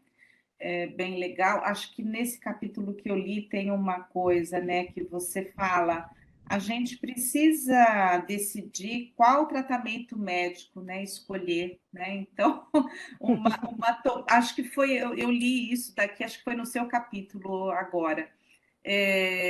E você fala disso, né? Quer dizer, para que eu vou aprender a tomar decisão? Por exemplo, numa situação dessa, né? Eu tenho dois tratamentos médicos possíveis, qual, né, que eu vou. Ah, você falava de probabilidade, é isso. Agora lembrei de todo o contexto e foi você mesmo, você e o Ivanildo. Uhum, Qual que é o mais provável de dar certo, né? uhum, É isso aí, do tratamento. Aí, isso. voltando aqui, muito bem, muito interessante, assim, da classificação. A Gisele fala assim, super interessante essa questão da classificação, pois dá a possibilidade de mais de um tipo de classificação a depender do olhar de quem está realizando. Perfeito, perfeito. Exato, né? Que é a ação de classificar, né? Isso. Aí o Clésio diz, muito interessante, a diversidade de opções vai depender do que o pesquisador quer procurar ou reconhecer onde procura, ou seja, de seu interesse e experiência. Aí Gisele diz, quando trabalhamos o plano cartesiano, muitos estudantes apresentam dificuldades na marcação dos pontos. É verdade. E principalmente na escala implícita, né, Gisele? Porque você marca, mesmo com as crianças pequenas, você marca 2, 4, 6, 8, 10, por exemplo, e aí você tem que registrar o 3. Onde fica o 3? Né? E aí as crianças, às vezes, não conseguem entender que o 3 está na metade do 2 e do 4, por exemplo. Né? E isso também ocorre com os adultos, né? Com escalas não de 2, 3, mas com outros intervalos mais complexos, né? Mas também atrapalham. E o que é incrível, gente, é que no livro didático, por exemplo, você pega o livro didático do 5º ano, do 4º ano, eles trabalham com frações, o soma, multiplicação de fração, pede que bote na reta numérica números fracionários, ordinais e decimais, super complexa a relação numérica que estão pedindo que coloque na reta numérica. Mas quando vai para o gráfico só tem escala unitária, que esse é um outro problema, gente. Escala unitária quase que não justifica fazer gráfico, né? Porque a gente consegue, por exemplo, se eu estou numa sala de aula, quem gosta de rosa? 4. Quem gosta do azul? Não sei o quê. A sala tem o quê? 20, 25 alunos, né? Então, contando ali, eu já resolvi o problema. Para que eu vou fazer gráfico, tabela, caramba, se eu não preciso disso, né? Então, a gente precisa trabalhar para além do que é possível ser pesquisado dentro da sala de aula da gente, para poder, inclusive, justificar a construção de tabelas e gráficos. A gente não pode estar sempre trabalhando com escala unitária, né? Inclusive, as pessoas gostam de trabalhar com aquele papel quadriculado, né? Fazer os quadradinhos, etc. O papel quadriculado só ajuda na escala unitária, porque se ela for uma escala, cada quadradinho vale 3, a vaca já foi para o brejo, porque aí já envolve toda a questão das correlações nas estruturas multiplicativas, e as crianças já vão se atrapalhar toda. Então, é preferível que não tenha quadradinho nenhum e que ela vá marcando 0, 3, 6, 9, etc., né? Que ela vai entender bem melhor do que, de fato, fazer aqueles quadradinhos. Então, assim, a gente teve um tempo que eu achava que o quadradinho ajudava, na minha tese, viu? Eita, que faz tempo isso, viu? 20 anos. Caramba! A hora que eu me dei conta que a minha tese tem 20 anos. Mas é verdade, nossa. Mas eu achava que o quadradinho resolvia. Só que aí eles tinham que fazer escalas e eles não conseguiam fazer o quadradinho valer mais do que diferente de 1. Né? Então, eles saíam pintando, eles tinham que marcar 36, eles saíam pintando 36 quadradinhos, subindo e descendo os quadradinhos que tinham disponíveis na folha. Igual o menino que faz o 70, que vai, sobe, arrodeia, vai lá em cima, etc. Não adiantava de nada. Agora, Gilda, fazer o gráfico também numa folha branca não é fácil, hein? Gente, tecnologia existe para isso. Vamos usar. Sim. Se vai usar o Excel, se vai usar um programa, beleza. Mas uma folha de pautada já ajuda o suficiente, porque as linhas da folha pautada já são suficientes. Melhor que o quadradinho. Melhor do que o quadradinho. Bom. Beleza. Bom, aí tem umas perguntas, tá? Bom, aqui, Gilda ou Leandro, se tem algum exemplo de pesquisa com atividades sobre estatística e probabilidade em conjunto? Eu acho que nesse material tem, né? Então, eu falei, o trabalho do André Felipe, esqueci o sobrenome dele agora, mas ele faz essa questão com a curva normal, e aí ele junta estatística e probabilidade, e ficou muito interessante. Como é que ele discute essa relação da estatística e probabilidade, né, na curva normal, né, porque eu estou imaginando que ele está fazendo a pergunta, inclusive, para além de anos iniciais, né, e aí eu estou respondendo, ele trabalha com ensino médio, né. O André Felipe Queiroz, né? Araújo. Isso. Aí lá no site do GRIF tem a tese dele, tem artigos que ele publicou, tem anais de congresso que ele publicou, né? Aí dá E esse capítulo aqui, né? Que deve ser tem uma um capítulo escrito por ele e pelo Diego Maciel também. Isso. Tá. Bom, aí nós temos aqui parabéns, fantástica palestra, elogios. Gostei muito dessa perspectiva de trabalho, análise de pesquisas para compreendermos as práticas de sala de aula, Renata, tem bastante gente aqui do PPGE. Aí tem aqui um comentário da Daisy Ross, que é uma aluna nossa aqui do doutorado. Ela diz assim: uma pena que, atualmente, a maioria dos cursos de pedagogia não apresentam a disciplina de estatística na grade curricular. Daisy, eu apresento, inclusive como referência um texto da Gilda, tá? Então, deixo aqui o meu depoimento. Tem uma unidade da matemática 2 só voltada para a probabilidade e estatística. E o seu texto, daquele livro que foi organizado pelo Cristiano Muniz. O amarelinho. Isso. No amarelinho ou no livro com o Cristiano e a Kátia? A Kátia tem um tá. capítulo seu lá que fala bastante da classificação, né? Um pouco síntese. Porque tem o livro amarelinho que a gente publicou pela SBEM. Eu gosto muito e tem sido muito utilizado. Eu sei. Né? Quem precisar, às vezes, de um respaldo mais, né, dos conceitos teóricos para trabalhar nos anos iniciais, esse livro da SBEM, que eu chamo Amarelinho, que a capa dele é amarela. Sim. Né? Ele é bem interessante. Ele tem ajudado muito na construção dos conceitos, mais ou menos esses que eu trabalhei aqui.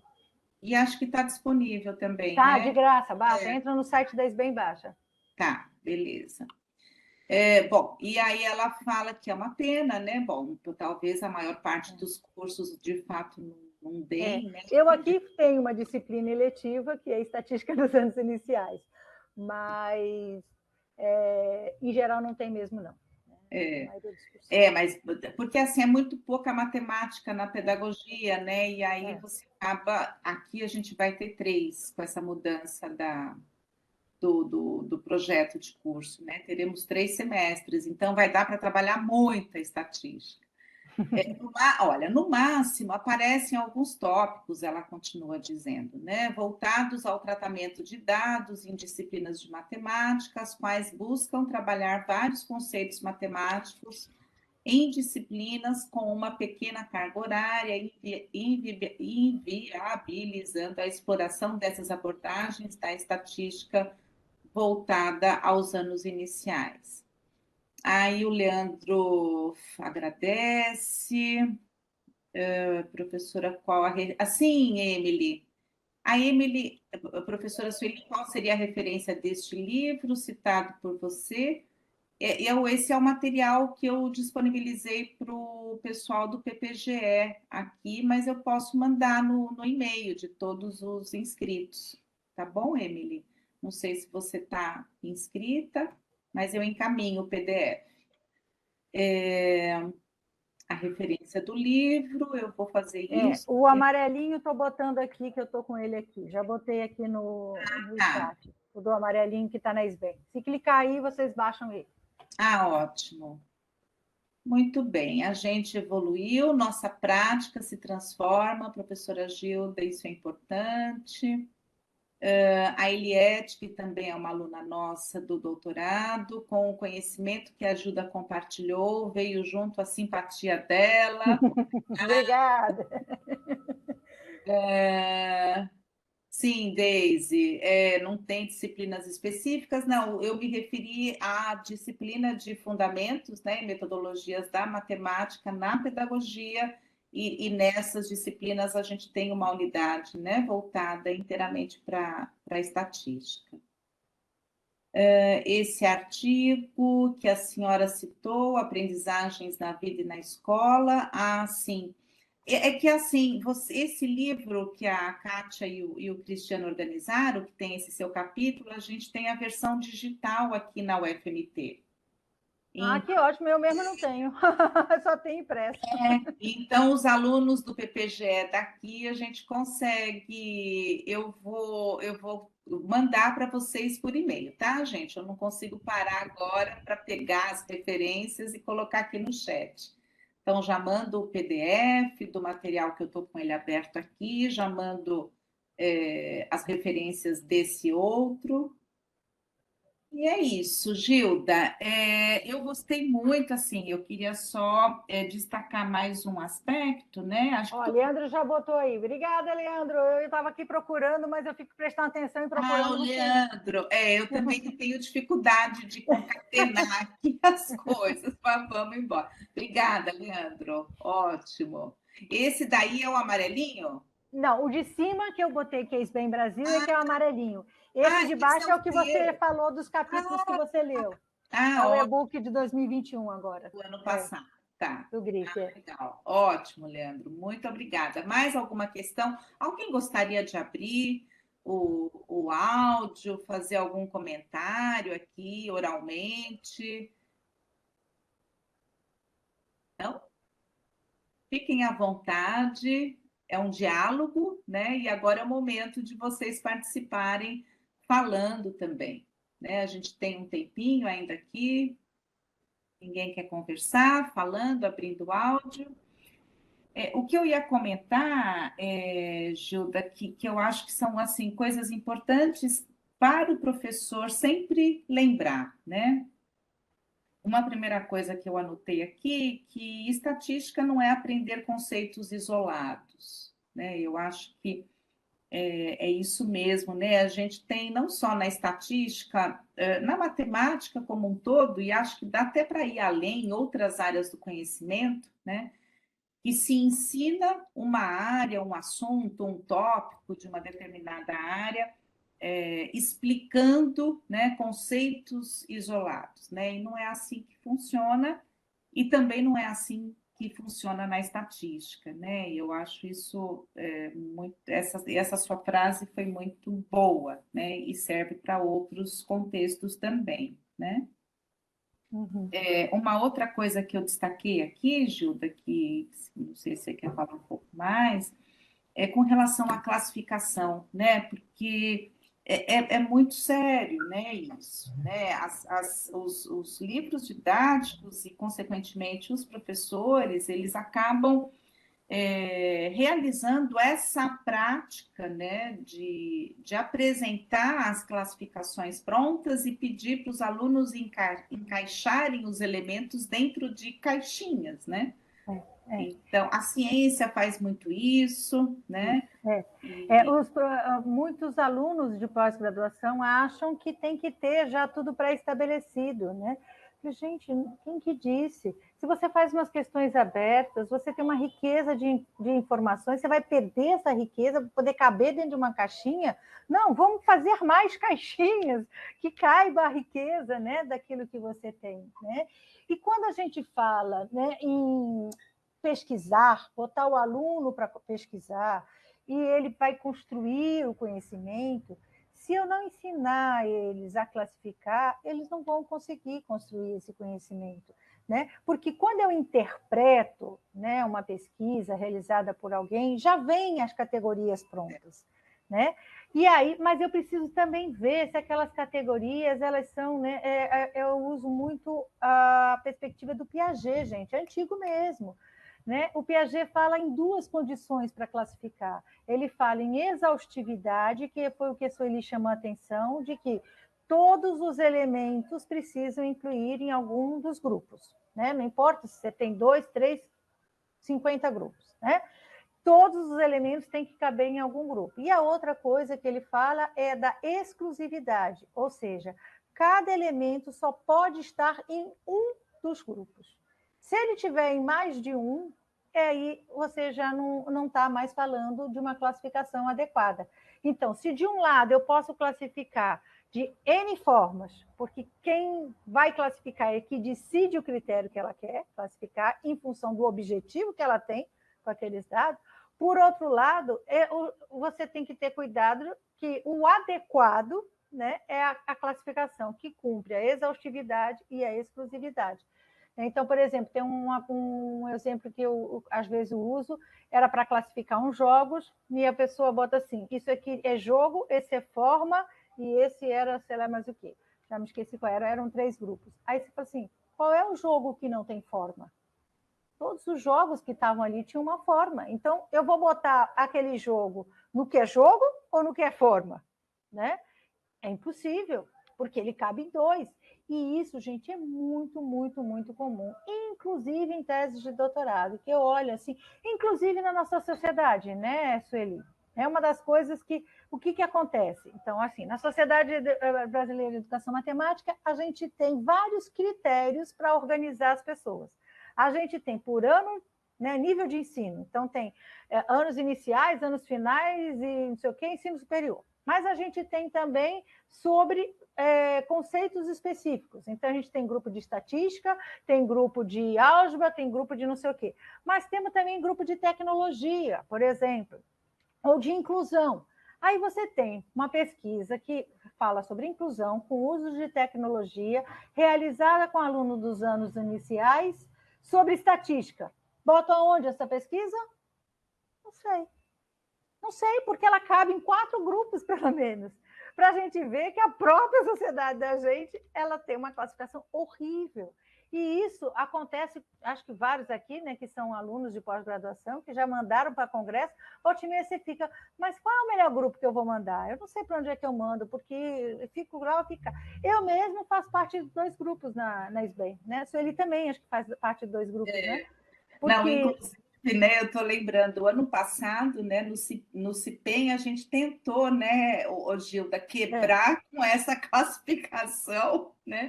Mas não teve jeito, porque no remoto, né, não dava para entrar em outra sala. Então, assim, essa rigidez, ela precisa começar a ser revista dentro, né, da própria sociedade. É isso mesmo, Porque eu mesmo com estatística nunca sei se eu apresento no grupo de estatística no GT12 ou se eu vou apresentar no GT1.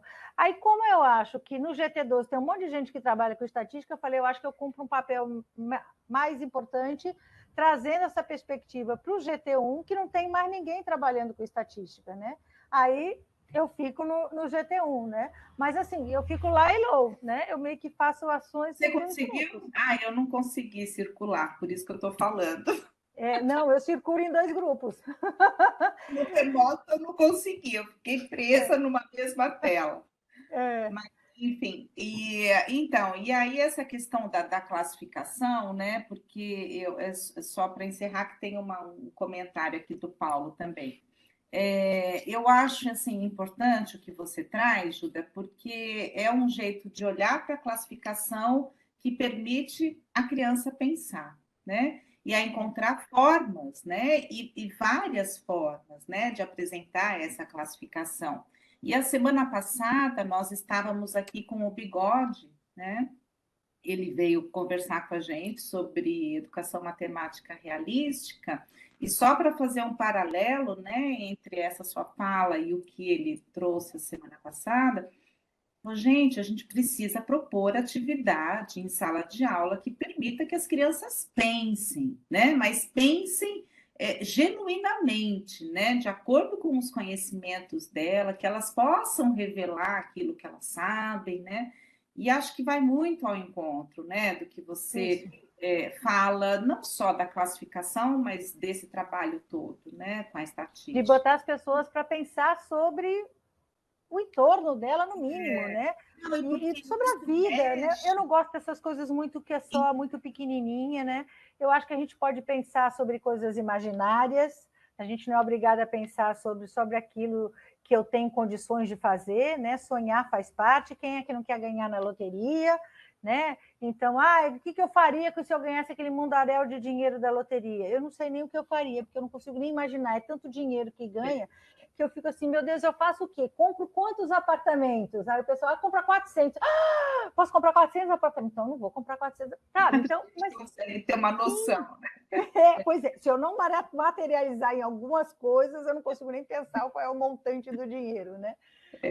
Não, eu digo assim, é importante porque isso vai romper também com uma visão do professor de que as coisas podem acontecer desse jeito, né?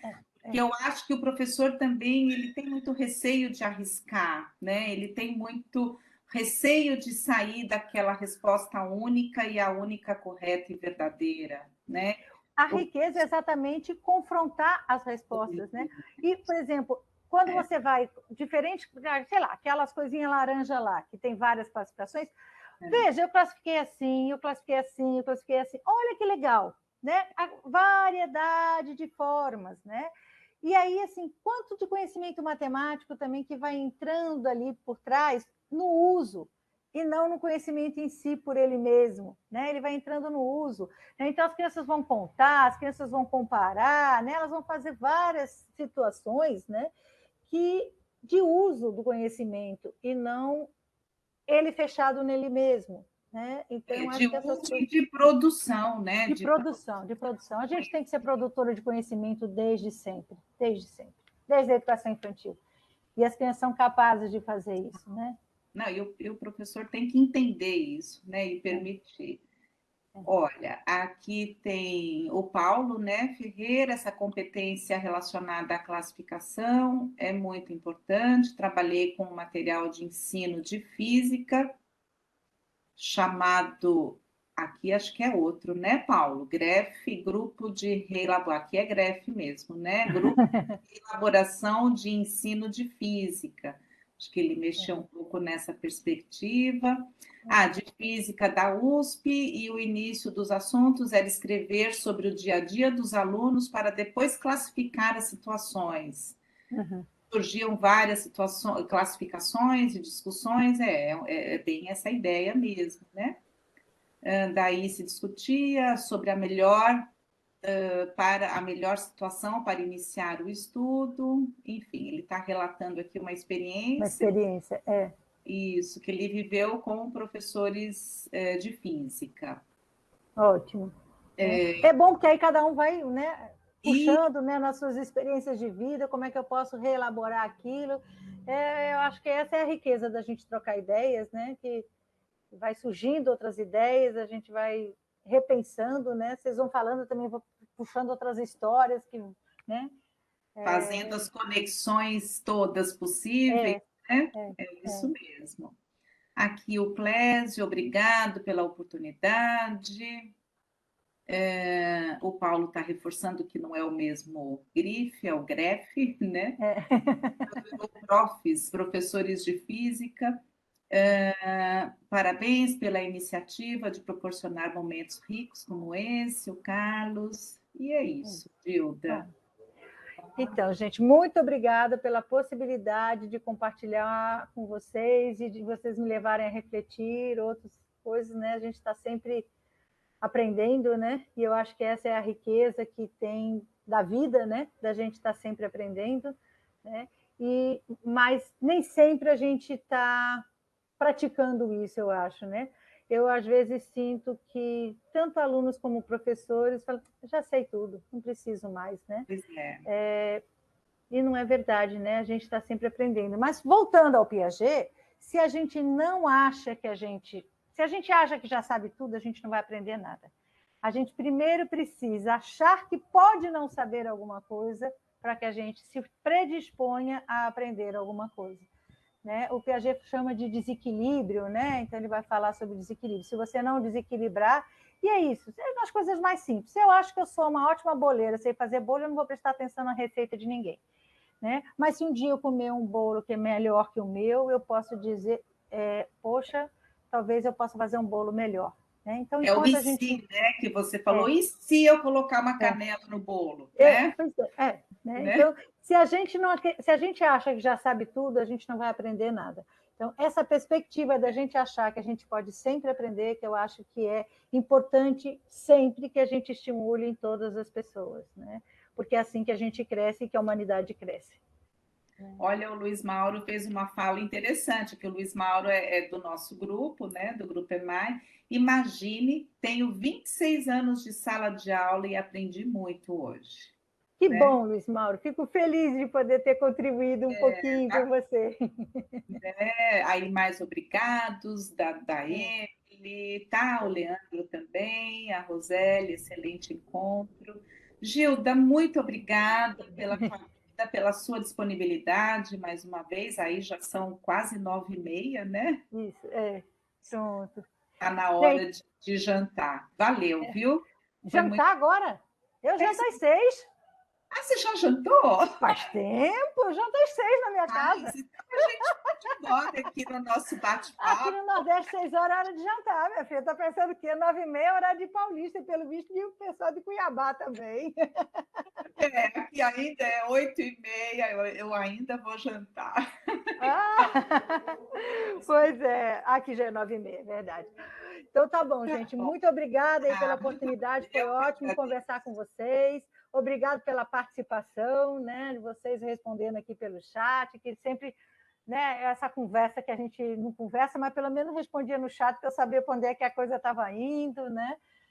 Porque o tete a tete é importante também, né? E aqui eu nem vejo vocês, eu só estou vendo o Sueli e as meninas que estão traduzindo, obrigado por elas, eu falo para caramba, devo ter dado um trabalho danado para elas, não sei como é que elas conseguem, né, traduzir tudo, né? E vejo também aqui a Vani, né, que está na organização aqui em cima, bem pequenininha, assim, a fotinho dela, mas a gente vai vendo, porque pelo menos a gente vê um pouco a reação das pessoas, né? Se você falar e não vê ninguém assim, dá uma certa aflição. Aí eu vou vendo a cara das pessoas, assim, um pouco. É bom, né? É sempre bom ver. Isso. Tá Obrigada ótimo. aí, todo mundo, gente. Um Obrigada, abraço para agradeço vocês. aí o pessoal, os intérpretes, as meninas, todos os participantes. Uma ótima noite. Na próxima semana, nós temos o professor Zaqueu, tá? Professor Zaqueu Vieira Oliveira, ele vai falar do tema abordagem histórica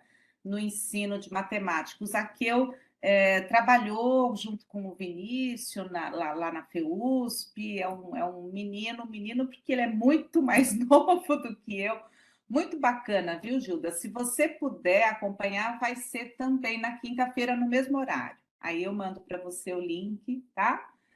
Infelizmente eu não vou poder, porque eu estou com 2 grupos na quinta-feira de noite, então eu tenho que ficar lá e low. Aí, como é de 15 em 15 dias, hoje eu pude, né?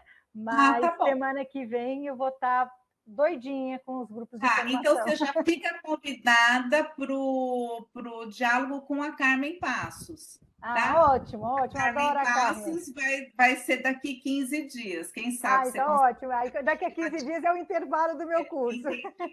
Tá ótimo. Vai então botando lá no GT1 para a gente ir sabendo das... tá bom, isso. Eu coloco lá os flyers. Tá, joia? Então. Tchau. Obrigada, gente. Beijo, beijo. Tchau, tchau.